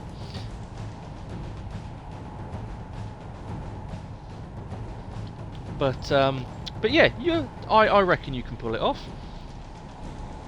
Your Minecraft background will actually be really useful in Space Engineers, because a lot of the techniques you use in Minecraft, like building circles out of square blocks, will be really helpful. Well, actually, Cuss, something that you can sort of cheat it with. A few people have built Star Trek ships before, but instead of building it in the large blocks like this, they've basically built mini Star Trek ships. Yeah, one at a time is perfectly sensible. Perfectly sensible. But yeah, some people have actually made them out of small grid ships instead of large grid. So you end up with sort of micro machine style starships where you just fit a chair inside of it and you have someone flying around a mini starship. They are incredibly cute, but absolutely not very practical.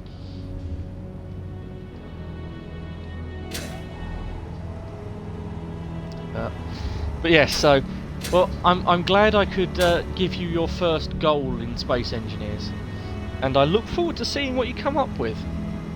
I absolutely do.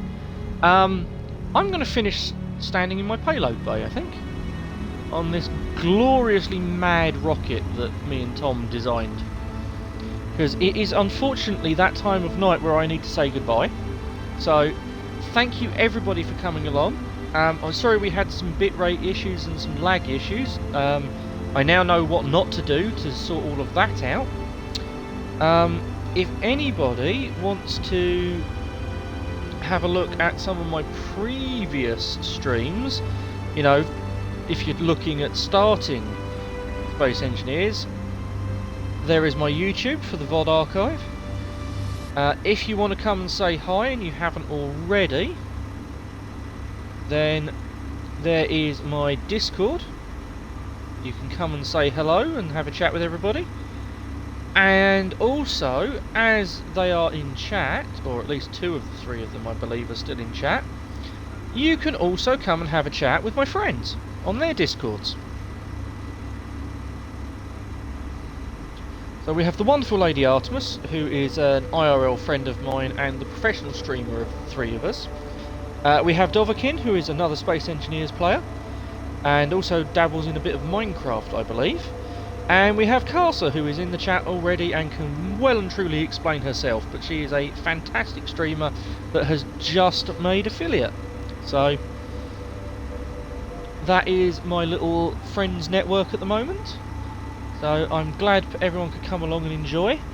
I will be back at 8:30 PM British Standard Time on Sunday for Survival Sunday with Tom. That is probably going to be a very weird stream because Tom will be needing to learn how to print. So yeah, that's the plan for Sunday, and I will be back next Wednesday for some more chilled creative stuff. So thank you everybody for coming along. I hope you had a fantastic time. If you do have any suggestions for stuff that you want me to have a go at building in Space Engineers, I do have a suggestions channel on my Discord. So if you have anything there, any ideas, post them there. I won't promise that they'll get built, but if I need ideas or someone posts something that I think is a really cool idea, it may just happen. But yeah, otherwise, if you need to get in touch with me, Discord is the preferred method of contact. I will more or less ignore most other forms of contact, so don't drop me a message through Xbox Live or anything like that, or Twitter or stuff like that. Use Discord, because otherwise I will probably miss it. But anyway, thank you all once again for coming along, and I hope you have a wonderful rest of your week, and I will catch you all later.